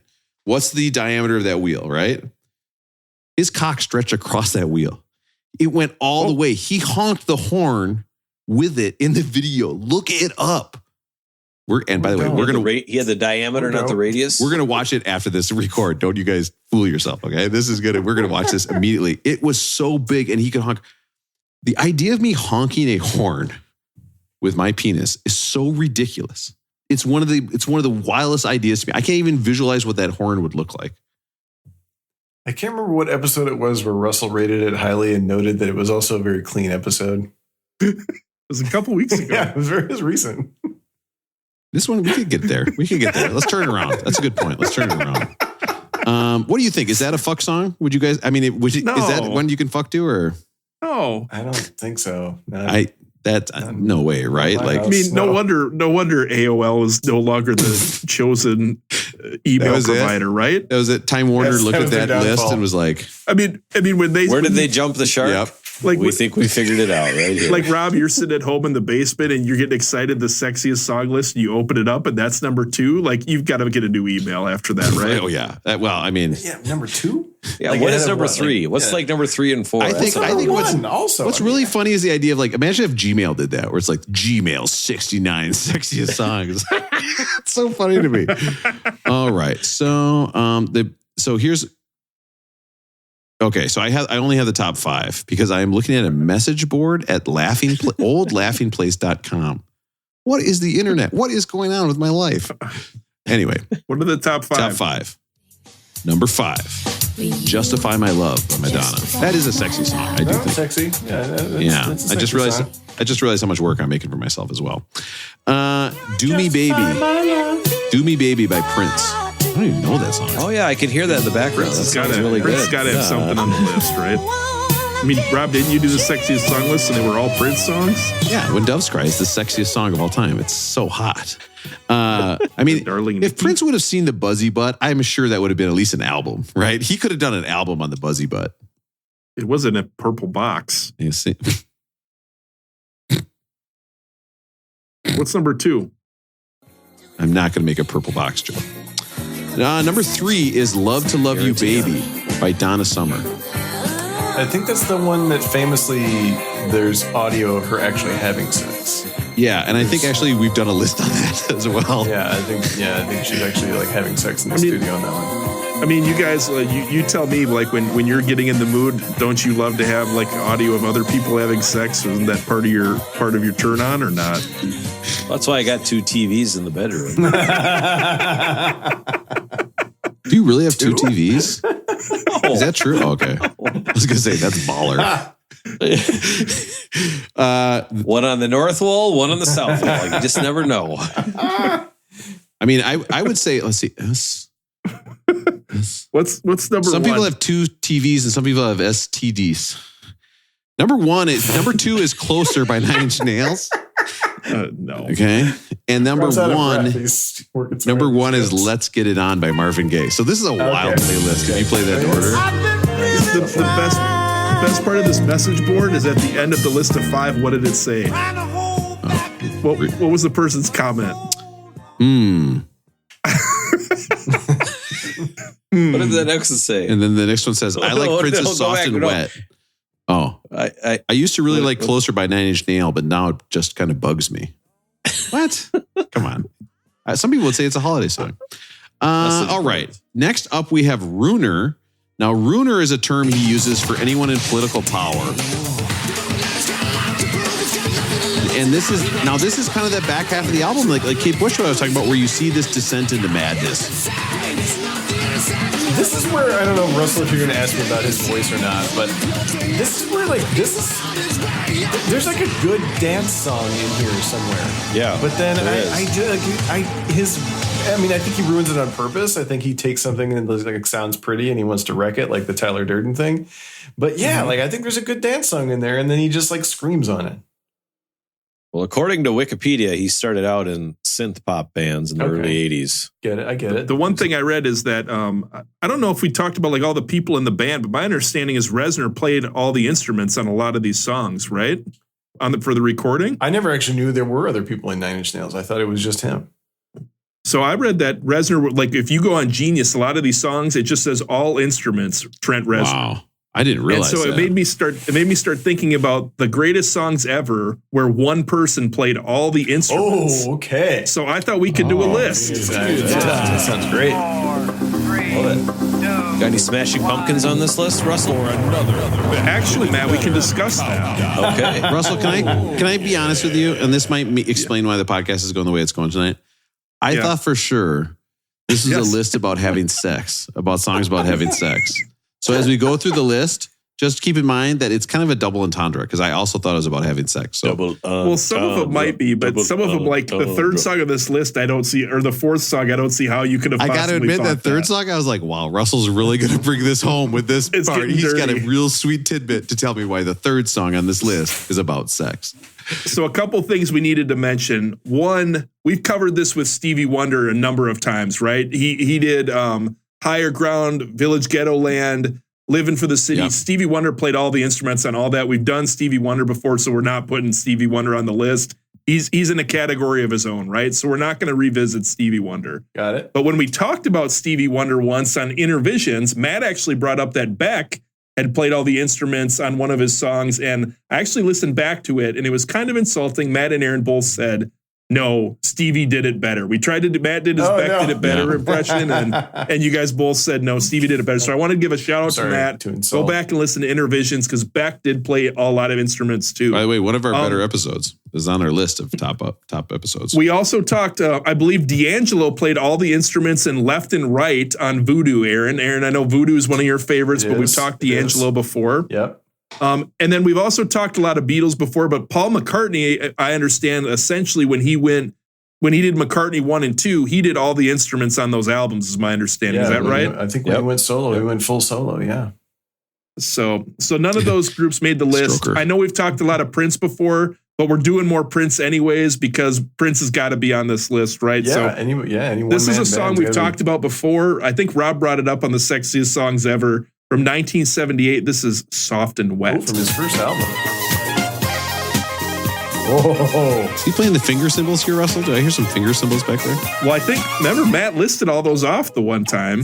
Yeah. 27. And I believe this was his debut album, I think, and he played 27 different instruments on it. And he played all the instruments on it, is my understanding. Including hand clapping, I think. Right? Yeah, that's right. Hey, there's also something on here called wood blocks and brush strap. What's a brush strap? Oh, I don't know what a brush strap is. That was one of the things that was sold out at the CVS, I'm pretty sure. I actually saw that Trent Reznor was a big fan of Prince. He gave a shout out to Prince in Pretty Hate Machine's liner notes, and he actually used a sample of Alphabet Street by Prince for the song Ring Finger on that album. Oh, wow. You can hear it. So I thought that was pretty cool. He actually was a big fan of Prince and sampled his stuff. I don't know any fucking Prince songs. You guys keep talking about Prince songs. I've never heard any of these. Keep going. Sorry. Next song on the list it's the holiday season. We've talked about this song once before, a long time ago. It's from 1983, Lindsey Buckingham, Holiday Road. Oh. This one. Classic. He's playing the guitar, bass, keyboards, percussion, drum machine, and the vocals. If you really think about it, this is also a song about sex, right? Maybe. I mean, I guess any song can be about sex if you think about it long enough. But listen, I mean, just the back and forth, Holiday Road, kind of could be. This is Christmas Vacation. Has to be one of the best holiday movies ever, right? Oh, absolutely. What's your guys' go-to holiday movie now that we're in the season? Die Hard. We've done Home Alone now. We did Home Alone and Home Alone 2 on back-to-back nights recently. My recent go-to, though, is A Very Merry Christmas on Netflix. I'm sure I've discussed this before. That one I got to go back to. So with that, last night was our Very Merry Christmas. Matt, you got a favorite holiday movie? Other than the ones you've already named, but Elf. You know, we watch Elf pretty religiously. Hey, Willie. Sure. Yep. Got to do that one. I was reading that Lindsey Buckingham and Trent Reznor actually worked together in the studio for a while. They put 3 songs together, and then they actually played together, I believe, at the Grammys. There was a super group with Josh Homme from Queens of the Stone Age. Yeah. Lindsey Buckingham, Reznor, and Dave Grohl played at the Grammys, and they actually got cut off by the producer at the end of the show because they were playing too long. And Trent Reznor got pissed, and he said, "Music's biggest night, to be disrespected. A heartfelt fuck you guys." If only someone had told him how much time he had to play. Like, I'm sure there was no plan. Like, you could just get up there and play some songs. Yeah, Trent, we're doing a TV show. Everybody knows that we don't care about how long this runs. We're not super concerned about time. So, dude, just go out there and noodle. We know you love to noodle, Trent. Get out there. Matt, you'll also be interested to know this was actually the Blackhawks victory song when they won the Stanley Cup in 2013. So we've talked about soccer goal songs and winning songs. This was their winning song for the Stanley Cup. Who? Holiday Road? Who won it? Holiday Blackhawks. The Black what? That's not their name anymore? Oh, the Black Hawks. I thought I was just hearing the Black Hawks. No. Okay. Like we're doing that. Okay. This is like watching goddamn Degas. Rest in peace to the. I mean, this guy's an artist. Before we move to the next one, I wanted to bring something up. Matt mentioned Smashing Pumpkins. My understanding, Matt, is that Billy Corgan was not playing the drums on those albums. Jimmy Chamberlain's too good. Yeah. Next song on the list is from 1983. This is a song we probably would expect to hear from Aaron about not wanting to work. This is Todd Rundgren, Bang the Drum All Day. Oh, yeah.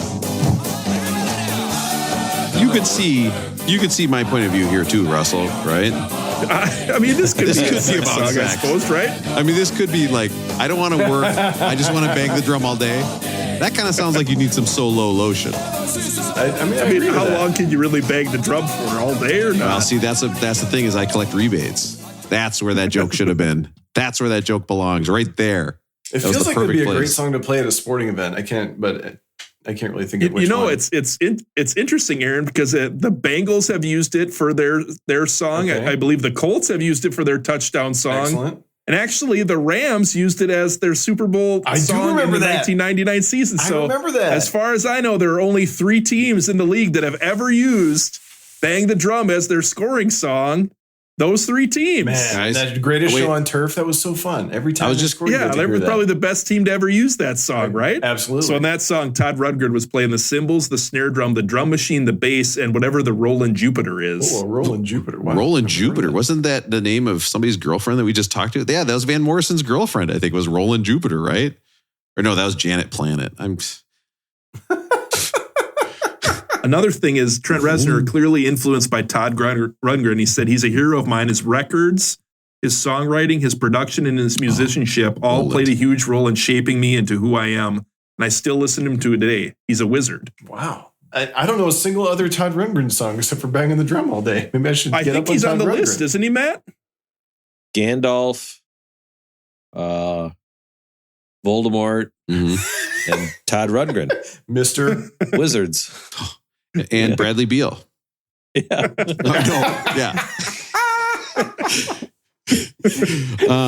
And me pretty soon because I drank too much water. So here's the deal. It's the Jupiter Roland. It's the Roland Jupiter. I thought you were saying rolling Jupiter. The Roland, it's Roland. a synthesizer. It's a keyboard. Oh, well, he played it. Yeah, well, he didn't just want to bang on the drums. So Todd Rundgren, a tisk from this podcast for lying to us. So the next song on the list is from 1985. This is the one where Rob confused me by thinking this was a sex list. But there is a titular track, and it's from the album Center Field. It's John Fogerty's Center Field. Okay. So, Put Me In, Coach. And you're telling me this isn't a song about sex? Put me in, Coach. I'm ready to play today. Come on. Rob, you got vacation brain. You got vacation brain. I've seen this record at least 3 different record stores recently.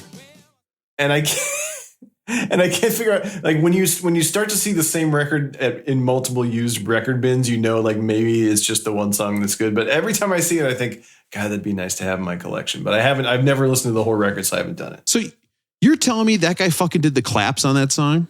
Those are the best claps in music. I think he did. I think there's a machine, but I don't know all the instruments on this song. But on this album, he played guitar, drums, sax, bass, keyboards, and the drum machine. Listen to these claps. Wow.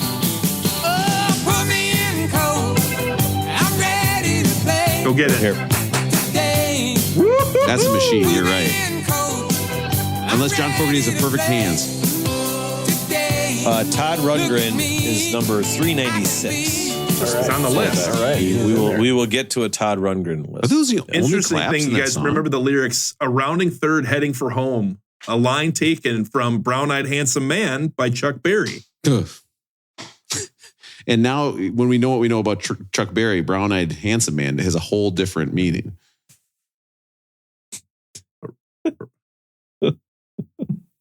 What type of year end or what? Oh, no. That's the rear end review. That's the rear end.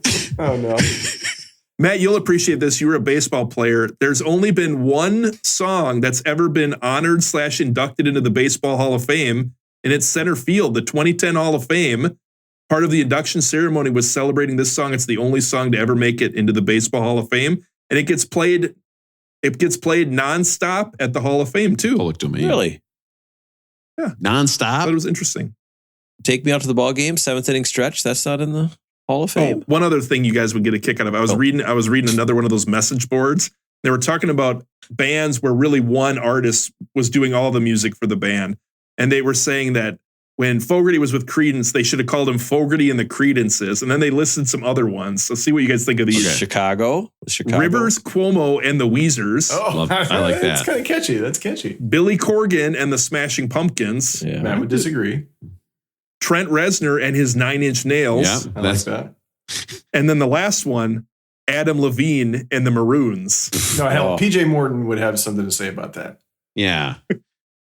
You know other guys in Maroon 5? What the fuck? PJ Morton, he was the keyboardist. What sort of inappropriate text is he saying? Oh my God. I mean, he's a church. This is so late in the show to do this. But you just pulled Maroon 5's keyboardist. Yes, he's really good. Put your ass on the glass and watch it shake or whatever. No, I want to buy that ass and steak dinner. The last one is from 1986. This was an all-timer for us in college at karaoke. Yeah. It's Clarence Carter, Stroking. Clarence By Carter. Rooster. Clarence Carter. Ooh, shit, Rooster. Played all the instruments. You get where I was coming from, right? Like, Rooster. Oh, Rooster. Oh, Rooster. So let me just catch people up. That was a fun 4 months. I know that right now you're looking at the podcast time and you're like, Jesus Christ, this is a long episode. But I just want to explain what this Rooster bit is. There was a karaoke bar in the town next to our town, and it was run by a guy named Rooster. Oh, but hold on. It gets better than that. It gets better than Rooster that. had the... It's been... Sorry. Hold on. It's been there forever. Yes. And so this guy had it. He passed it down to his wife. Rooster was married to this guy's wife. They got divorced. He got the bar. Yes. In the divorce. Oh, I didn't know this. Yeah. Oh, yeah. Okay. So then now continue, Rob. So it's not like he just bought a bar. Like there's I heard that in the divorce, she got his teeth because this guy had 2 teeth. He had 2 fucking teeth and he ran a bar. So he'd be up there. And not only did he do a bar, he did karaoke every Wednesday. Right? Yeah. And so he would basically pitcher prices once a night. He would do what pretty much is my dream when you own a karaoke bar. Yes. And actually, if you think about it now, it's kind of creepy, right? Like this is an older guy. This is a not even kind of college bar full of co-eds. And he then gets up to the front and he will start singing fucking Stroking. So here's this guy. He has 4 teeth in his skull and he is singing Stroking in front of a group of college-age students who are howling because we are laughing at this guy singing Stroking, acting like he's so cool. He's fucking blasted up on stage. We think it's the funniest fucking thing. It's like going to a freak show. What is the last part where it's like, you know, the Rooster part, but does it say Clarence? Yeah. Clarence? Shit. Yeah, he goes, stroke it, Clarence. Don't stroke so fast. If your stuff ain't tight enough, you can stick it up my woo. Oh, I know that. I haven't listened to that fucking song in 25 years. I haven't heard that. 20 years, I bet I haven't heard that song. And I know every fucking word. So they changed it. It was the L&M. Yeah. And then they changed it to Roosters. Man, 6 months later, it's back to the L&M. 6 months later, it's back to the L&M. It was just, everybody was shocked. Yeah. They were so shocked. He was like passing out like Red Bull vodkas like they were candy, right? And and I still remember, if you got there from 9 to 10 o'clock, the pitchers were like $3. From 10 to 11, they were $4. And after 11, they were $5 for a pitcher of fucking beer. And that was also sometimes a place you can where get a pitcher and a burger basket for $5 total. Like you can get a pitcher and a burger basket for $5. That was also the place where I famously won the karaoke contest there. You beat Rooster? No, he wasn't in the contest because there's no way you would have whooped your ass. Yeah. I sang Let's Get It On. Okay. Some people are saying it's the number one sexiest song of all time. I won the contest. According to AOL. And what did I win? What did I win in the contest? What'd you win? A free burger. Now, it was not a free burger. It was a gift certificate for a free burger. So at some point, did you have to use it at a different night? I had to go back. Come back in the light of day. Or, you know, like when you open up your Safari browser on your phone in the morning and you see what you were looking at last night and you go, Jesus Christ, I'm a monster. That's what it was like. You got to X out of that at the end of the night. You have can't to let X that out. Stare you in the morning. You got to X when out. I went into Roosters in the bright of day and I saw what it looked like, I was like, are you fucking kidding me? I have spent hours in this place. I have spent more time here than I have at the library in college. I swear to God, that's true. True. It's insane. Can you imagine if you had that gift certificate now? And you'd probably frame it, put it on that wall behind you, wouldn't you? I have a burger from Roosters. Oh my God. Russell, tell you what. That was a top 5 list. Great list. Can't remember what it was about. That was a great list. That was easy. I think one interesting thing about that song was so dirty and they never made a clean version. So they never put it in stores. They never put it on the radio station. And it got popular. They essentially made singles and just put them in jukeboxes. Awesome. So it just got listened to at bars, and that's how it became popular. Good. I do want to remind everybody, if we were talking about Clarence Carter and we don't care what time we go to bed tonight, I just want to remind you, my favorite Christmas song, Matt said Joy to the World. Joy to the World, again, not barely a Christmas song. The best Christmas song of all time is Backdoor Santa by Clarence Carter. It is so fucking good. And do you know what Backdoor Santa had in his sack? You want to guess? What's that? The Buzzy Butt. My favorite part of all this is that Clarence Carter also recorded Patches, one of the saddest songs in recorded human history. Aaron, I gotta say, I love that song. I know it's sad, but if I listen to it, I start singing along. It's a great I song. love that song. Great song. Excuse me, listen to the lyrics. Great song. Listen to the bass. Listen.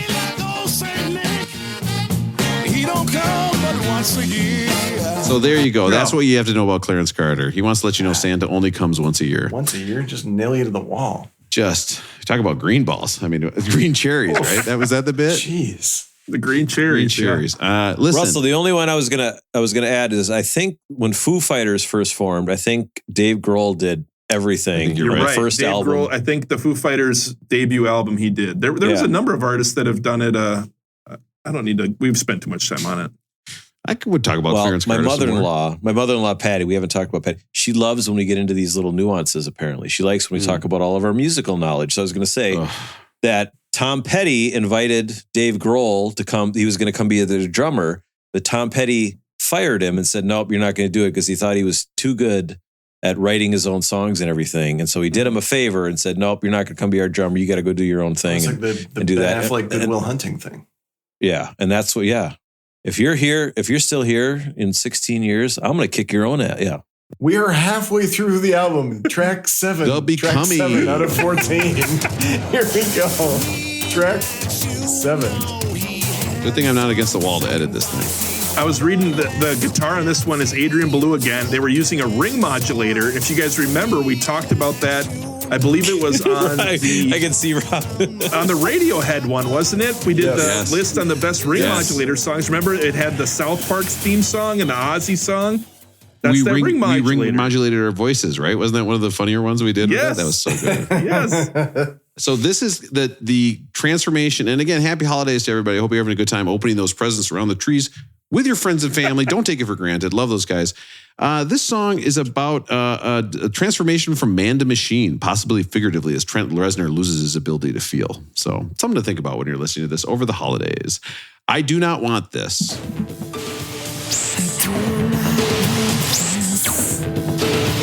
I wrote down, Jesus Christ.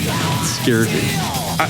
This gets into a little more rhythm later. I said there is no Freak on a Leash by Fred Durst or Limp Bizkit or whoever that was without this song. Ooh, that was Korn, wasn't it? Yeah, they were the freaks.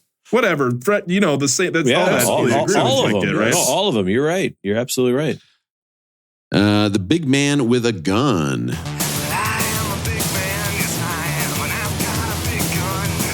I don't get this song. It's subtle.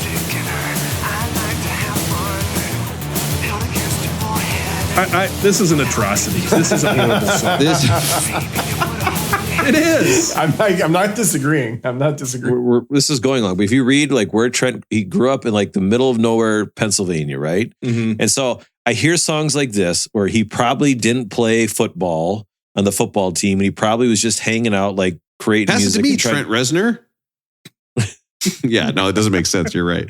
You know what I mean? But this feels like a big like FU to these guys he used to know, or like the lifestyle back in Pennsylvania, because all he wanted to do was get out of there and create music, things like that. So when I hear songs like this, like not a good song, right? But like you hear when he's like making fun of the guys, like I got a big gun and I'm going to use, it sounds like that's what he's doing to me. But girls only like guys who play sports that are popular, and I have some of the nicest fishnet gloves anywhere, and the girls don't even like me. We say that a lot. Chicks like guys with skills. You gotta have skills. By the way, my younger kid who's a clone of me, she went to a mall the other day. She was very excited. She's like, Dad, they have this store called Hot Topic. Oh no. It's awesome. And I was like, hey, I fucking agree. I think that store fucking rocks. I thought for sure she was going to say Spencer Gifts, but she did not. They have a shirt about Big Bush. Pulling on all the old hits on this one. A warm place. Wife swap. Again, happy holidays. I should have turned off those explicit lyrics at a younger age. A warm place. Yeah, notice she didn't say she was playing our podcast during the barbecue. She's not going that far. Guys, they have a great bit about how if the jack-off juice was water soluble, you couldn't get it off, but they have a toy cleaner. They wrap it up at the end. It's actually a really good bit that they did. I like this one. All right. Hey, flip those burgers. A warm place. So this is getting into some cinematic kind of feel, right? So what they're saying this is that we're descending into madness, and thus the sliver of hope before the protagonist ultimately succumbs to the inhuman voice in his head.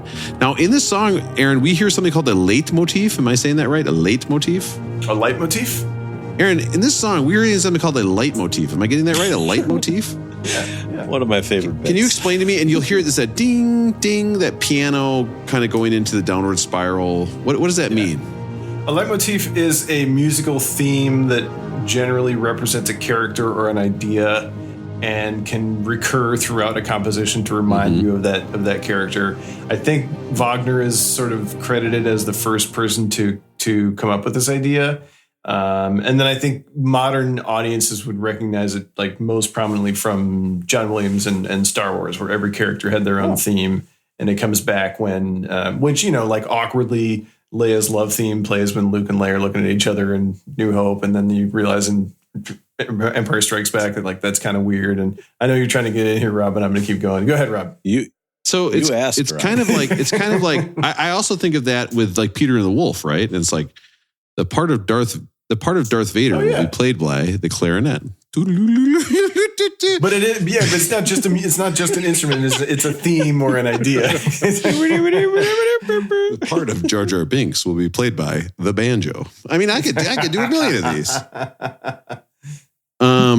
But I think we hear that in this with that piano bit, right? Like that spare piano that you hear in a lot of these songs. You're going to hear it more and more leitmotif, of course, as we go. Eraser. This is a buildup of a drum loop. And eventually this is him kind of breaking through the madness. This voice.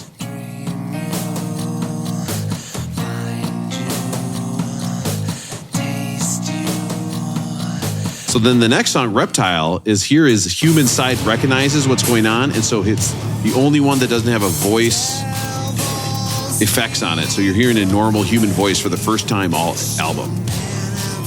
It's like all of a sudden you're listening to the guy from Blink-182. Put over some real. The guy who believes in aliens. Oh yeah, he's into some weird stuff now, huh? He's got some out there ideas. Well, you guys know when we do these albums, I get into some weird stuff, and sometimes it's a weird cocktail. And tonight we're doing a drink on side 2. Oh, nice. Yes. So tonight we're doing, it was not in Booze and Vinyl, either one or two, but I thought what we could do is a Rusty Nail in honor of the 9 Inch Nails. You guys ever do a Rusty Nail or not? I love it. Yeah. Good work. I like the Rusty Nail. So per the book, there's no tetanus shot needed for this. It includes scotch and Drambuie. Yeah. Any guesses if I've got either? I'm going to go with my gut on this one and say yes. I'm going to say you've got the Tambui with no scotch. So you've got like a whiskey Tambui. Unfortunately, I got home tonight. I didn't have either, so I had to go with some replacements. So I had whiskey instead of scotch, so I just went with whiskey. And I decided, in honor of music, I've decided, because you guys didn't let me do my drink on the Metallica album, I'm drinking my blackened whiskey, a Metallica limited edition whiskey, in my Rusty Nail tonight. Okay, nice. Your stools are going to be so dark tomorrow, and I'm sure I made that joke last time. You drank that too. So I read that Drambuie is a sweet gold-colored liqueur that's usually used for rusty nails. Yeah. Okay. And I actually couldn't really find a lot of replacements, but what I read was that it was a superbly smooth taste marked with spiced honey. So tonight, what I'm drinking honey is my Metallica whiskey, yes, spiked with some honey over the rocks. So I'm drinking a honey whiskey on the rocks at the Rusty Nail. Nice. All right. Is it getting good? Honey whiskey? It's kind of putting me in a gloomscape. It's perfect for this album. All right. I used to drink Rusty Nails over it. Was it Lucia's in Uptown? Is that place still around? Just closed. They used to have a Rusty Nail I used to like. They're opening another Italian spot. So now we get to the part where, and again, happy holidays, the robot side of his brain is encouraging suicide. And we hear this leitmotif. And some people are saying leitmotif too. Not sure. Can't remember. Right here. Oh, okay. Yeah. Russell, do you like this song? That part is probably the second best part of the album after Closer. Okay. That plucking right there. That's the second best part, but then I think it gets creepy talking coming up here, right? No, I don't think so. I think it ends with happy birthday. Jesus, this song. I do love the screaming in the background, right? So actually, I don't really know. So are there other members of the band Nine Inch Nails? Does he record everything and then he's just got touring members, or are they real members of the band? No, I think there's people that have been in and out, and like he's kind of pissed them off, or they're not happy because he just wants to control everything, which is fine. So I think early members had left. We could probably read about it. So I was reading there was a guy from 2008 to 2009. His name was Justin Meldal Johnson. And he was the touring bassist, guitarist, and keyboard player for Nine Inch Nails for 2 years. Okay. And he actually also played with Beck from 1996 until 2016. Whoa. And he also played on Beck's Morning Phase, which won the Grammy for Best Album of 2015. Yep. One of the songs he played on was Blackbird Chain. So this is him playing the bass with Beck on a Grammy-winning album. This guy's clearly got his chops together, because if he's playing with Beck and Nine Inch Nails, holy cow. And he actually had interviewed, and they were saying, how does it compare working with Trent Reznor and working with Beck? He said they both have a similar way of using talent. They're very nuanced, and anything you can think of, they care about all the details. And he could see as time went on that they're not that dissimilar, and that they share like a heavy duty work ethic and a total ignorance of how the clock is turning, and that can be a good thing for musicians. But Nine Inch Nails never won Best Album. They won Best Alternative Album a few times, never won Best Album like Beck did. So when it comes to making a Grammy Award-winning album with Justin Meldal Johnson on bass, who did it better? Beck did it better. There's, according to Wikipedia, there's officially 2 members currently of Nine Inch Nails, Trent Reznor and something called Atticus Ross. There's some touring members, and then there's like 13 people that are key former members. So I don't think too many people like being around Mr. Reznor for too long. What? Yeah. Come over to my house. Remember all the murders? Atticus Ross is the one he works with on film scores now, I think, right? Yeah. Yeah, there you go. Hurt. What if like 10 years from now, like we're just touring members of Rob's podcast? Like he's ran the all only of us actual off. member. It's just Rob, and we're touring members. And it's like him, Magic Mike, and Jeb are the members. I'll go find 3 other guys that can hang out at midnight on a Thursday. Sure, I'll see you guys there. Rob, just make sure that contract with Jeb is rock solid, because you can't trust. No, guys. You should see my rate of return. I've promised. It's so good. Just don't loan him any money, okay? Don't do it. Wait, don't. Oh, I couldn't read my handwriting. Shit. I loaned him so much money. Hurt. Now, of course, you got to talk about the Johnny Cash version. Have to. Sure. Even Trent Reznor said that when he heard it, I got to fast forward. I can't start from here. When he heard it, he realized that he had lost the song to Johnny Cash. It's too good. Now, again, I don't totally buy that. I think he's saying that. I don't either, yeah. I think he still thinks deep down his is superior, which is wrong. I think he's just paying respects to Johnny Cash. Yeah. It took me a while. It took me a while to really like Johnny Cash's version, but because I did like this one when it first came out, and so it took me a while to come around. Now I'll probably take the Johnny Cash version, but I mean, today was the first time I've ever heard the 9 Inch Nails version. I don't think I'd ever. Really? Heard it. Yes, I'd only heard the Johnny Cash version until I listened to this album. When you get through the song, I distinctly remember that being like, this is sweet. It is good. I mean, I liked it more than I can tell you what Johnny Cash cut out was this part, where you have about 30 seconds of just instrumental. He went right back into the verse here. And I also think he got rid of all the horrible audio and the static as well. Yes. Right? Uncomfortable. Yes. I didn't like that. Rob, can you fast forward? Can we find where, because it's acoustic guitar in the Johnny Cash version. Yeah? Yeah, it's like piano and I think something right here. I do like this piano. I agree. This part is and the drums and the piano comes in. Yeah, I like this I would part. put this right up there for one of the best ending bits of the album, because you've had all this stress building up, and now some people see this as a thing about addiction. Some people see this as a continuation of the story he's telling here. I think it's a great song. I mean, I think he wrote a great song. It's one of the best songs. It's one of the fully formed songs. Like, you can't imagine this song not existing, right? Like, this is...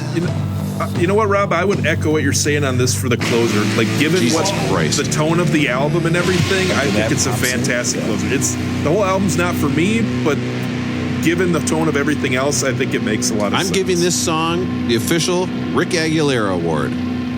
It's a great close. The Rolaids Man of the Week. This is the Eddie Guardado Award. Jeff Reardon. Okay, wait a minute. Time out. Which one of those was funniest, guys? Jeff Reardon, Eddie Guardado, or what did I say again? Maybe I said Rick Aguilera. Rick Aguilera. Okay, Russell, which one of those was funniest? All three of us had to go with the joke. Russell, which one was funniest? And if you had to make a funny one, what would you have said? I would have probably gone with El Gasolino, Juan Barry. Oh, damn it. Russell wins. Shit. We can do this after the show. We can do this right now. Who is the greatest Twins closer of all time? Oh, Joe Nathan. It's got to be Nathan, right? Yeah, easily. I don't know. Eddie was around for a lot longer, wasn't he? Like, no. I've got a Bing link to Twins closer. But when Nathan was great, he was great. Sorry. What? Oh, Matt's Googling. I can see him. Rob's gonna have to edit this out now. I think it's well known that easier to edit Joe this. Nathan was in Rob, line with like the Kirby Puckets maybe you of the could world play on either his social Jingle Bells or the networks. center field song in the background while Matt's that's Googling so baseball stats. Let's do that. That's a great idea, Russell. I'm going to have to keep this song in, aren't I, for baseball stuff? Matt, tell us who played more seasons with the Twins. Oh, I'm trying to look it up. What about who won the World Series with him? That was Jeff Reardon was the first one. We had Matt Capps. The Hawk, LaTroy Hawkins. Oh. Twins trivia. We got Ron Davis from 82 to... Hold on. Not a real guy. So Joe Nathan was the closer from 2004 to 2011. Okay. Ooh, that's a He long had 260 saves, though, so he had a lot of saves. Rick Aguilera was from 89 to 99, 254 saves. Jesus. Eddie Guardado, 93 to 2003, and then 2008.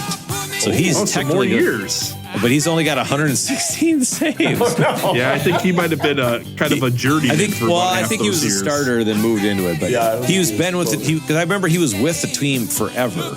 But Nathan was 6, 7, 8 years. Aguilar 10, Eddie 11, Jeff Reardon 87 to 89. So he can go. But yeah, so they're all pretty. There's similar. Some hand claps. Joe Nathan clearly is he's got the most saves, but. Yeah. So yours was the funniest, Rob. Thank you. That's all I wanted to hear. The funniest one. This part has to say. I think it does. Rob's right. I think it does. It might get us. Can you imagine if we get copyright struck because we were looking at baseball stats and John Fogerty comes in and goes, I wrote that song and I played every fucking instrument out of that song. I'm suing your ass into the ground. Beck did it better than play that song I did. Yeah. Oh my God. Oh, LaTroy Hawkins. Well, he wasn't a closer. Really, he's got 44 saves, but he was 95 to 2003. He had a long run. There. I'll tell you what. If I think if we got sued by John Fogerty and we claimed fair use, and then the judge says, foul use. Foul use. You know what I mean? Come on. I mean, come on. We're just trying to have fun. I think we're just trying to have fun. No, it's time to say No. We still have 3 segments left. Oh, wow. Yeah, we're doing an air in or air out as well. I forgot to tell you guys that. Oh, all right. So let's get into nobody's favorite part of the show. It's the nope. It's the Waterbed Corner. Nope. It's the I gotta organize these. I really do. Why is rating system way up here? Do you guys see where it is? Rating system. And now it's time for everybody's fish. Please don't talk during this thing. The patented and very popular Beck Did It Better rating. Still one of the best sound clips I've ever made. Oh, yeah. All right. Let's not talk about starts. We don't need to get distracted by anything more. Listen, is this album at 122, The Downward Spiral by 9 Inch Nails? Okay. Is this a perfect album at 122? I'll tell you what, it's not your album that you would think about just putting on for vibing out in college. In fact, I would highly recommend against that. But it did change music forever. Okay. And a lot of people haven't been commenting on my corn impression that I've been doing multiple times during this episode. So I just want to just say that I do think it's actually good that I do that. And so some people would say, hey, guess what? This album is so good, it should be higher up on the list, which is a lower number. Okay. Mm-hmm. So some people would say, how many numbers up should it be? Well, I don't know, maybe 9. And so then how many inches? 9. Rob, this depends on the size of your steering wheel. Apparently, you see me with Rob, the little chain. Rob, you should get a really small steering wheel for your pontoon boat up at the cabin. I'm telling you, I don't even know if I could touch the thing the keys go in the boat. Like with a combination of my stomach, I don't want to get into it. It's geometry, really.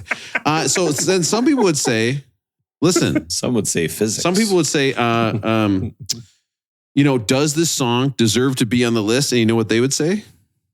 9 Inch Nails. If they were German, they would say 9. I mean, it must have been confusing if you were German listening to 9 Inch Nails. Because some people say like, hey, what are you listening to? 9 Inch Nails. No, what? No, the nails are no inches. No inches. And they don't even know what inches are because they use the metric system. Oh my God, they don't even know what inches are. So confusing for them. What? And the ironic thing is that's called the imperial system. Think about that for a second.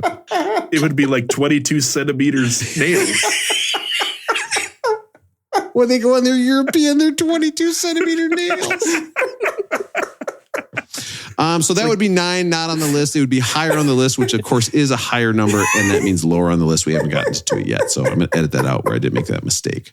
Or is this a rolling well-toned? That would be a rolling groan, by the way, if it should be lower on the list, a higher number. Or is it a rolling well-toned? Okay, this is perfect here. This is exactly what we want to hear. It's like, yes, I love music, but could I hear metal grinding on metal? Well, this is the album for you. This is a rolling well-toned at this point. Rolling toned, rolling boned. Oh, I screwed up. I got to start over. So is this album at 122? What do you think, Aaron? Rolling well-toned, rolling boned, or rolling groan? The Downward Spiral, 1994 by 9 Inch Nails, except when they're on tour, and then they're 22 centimeter nails. This is longer than our James Brown episode, which had 5 CDs in it. Yeah, I'm going to try to keep it short. CD's nuts. I respect this album. I think there's a lot of thought put into it. I think it's important to a lot of people, but I don't think it's better than some things that are about to come after it. So I'm going to give it a rolling groan. All right. Matt, what do you think? Is this a rolling well-toned, rolling boned, or rolling grown 9-inch nails? You know that Burt Blyleven has 149 wins for the Twins? Radke has 148. He's not in the Hall of Fame. That's bogus. Right. He's got more wins than him at the Twins. At the Twins. But like, remember, he used to just give up home runs all the time. Like, he was in some really bad losing seasons. So I think Radke probably should be a lot higher, but he's fourth on the list. So if Burt Blyleven was the announcer for Menards, you know how the Menards guy died? Mm-hmm. If they were doing an ad for products in the personal intimacy aisle, would he circle them? Oh. Hey, everybody, welcome to Menards. Listen, you're going to get some great deals. Come on down. We've got the Butt Buddy. Today, it's only $11. That's not too cheap for something to stick up your ass. And don't forget to get your rebate and get 11% off. You see Matt going by with his cart, and he's got all these inflatables, and he goes, and backs the cart up a little bit. Circle me, Bert. We'll put it underneath this one. Nobody will see it. We'll be okay. Sorry, Matt, I interrupted. This one technically also inflates, so this counts. I can write this off. I am going to give this a rolling groan. The next two albums are so much better than this album. He's got some great songs. He's absolutely influential to what kind of comes later. Nothing that's actually on the list, but like just from a popular music standpoint. So I'm going to give this a rolling groan. I think it's too high on the list. It could also be called the 0.22 meters inch nails. Fuck, I said inches. How did Russell? How did you get 22 centimeters out of that? That's actually really good. That's just crazy. I would call this group, I would call this group 0.00014 miles nails. Oh. My ranking? Oh, yeah. Sorry, Russell. What do you think? All right. You know what? A few weeks ago, we listened to Elvis Costello, and we called him like uninspired, right? Yes. It was just nothing to it. This one, here are the words I wrote down: loud, abrasive, jarring, uncomfortable, aggressive, terrifying, disturbing, horrifying. This album like evokes a certain emotion, which is a very powerful thing, but it's not what I want to listen to. There's no part of me that wants to come back and listen to. No. So I give it a ton of credit because it is like one of a kind. It is super powerful, but it just is not for me. So I'm with you guys. I'm going to say it's rolling groan, too high. I would say it's 2.41 to the negative 10 to the negative 17th power light years nails. All right. The correct answer is, unfortunately, you guys are wrong or whatever. The correct answer is not rolling depression, because, of course, I've done that a number of times, and everybody remembers that I did that more than once. It is a rolling duration.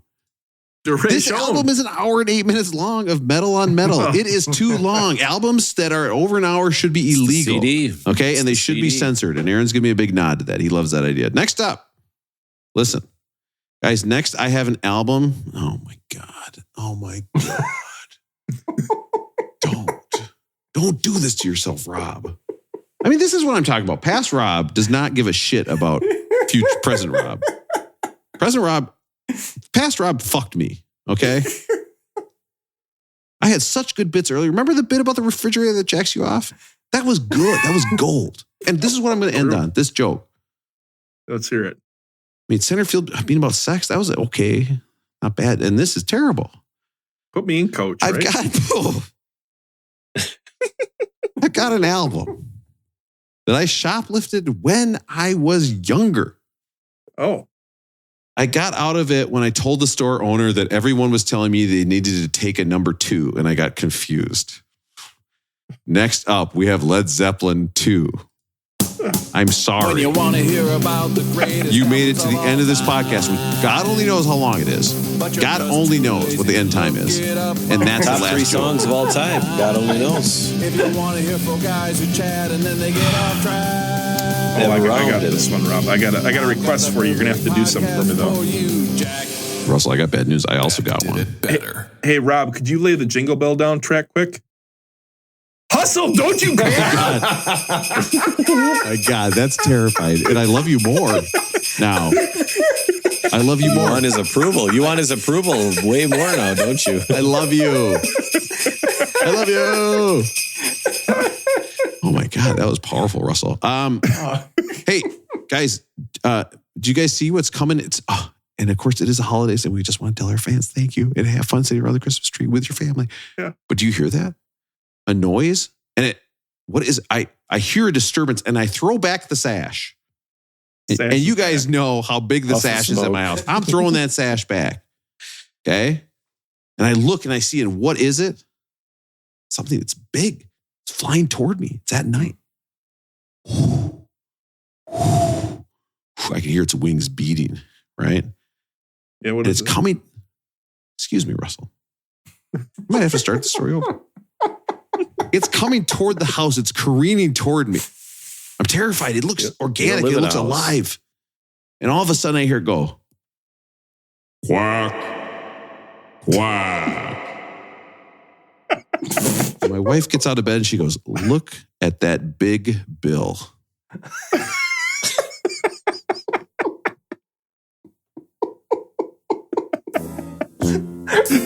It's time to say goodbye. Oh my God. This is such a long episode. Call me Big William. Big Bill's my father.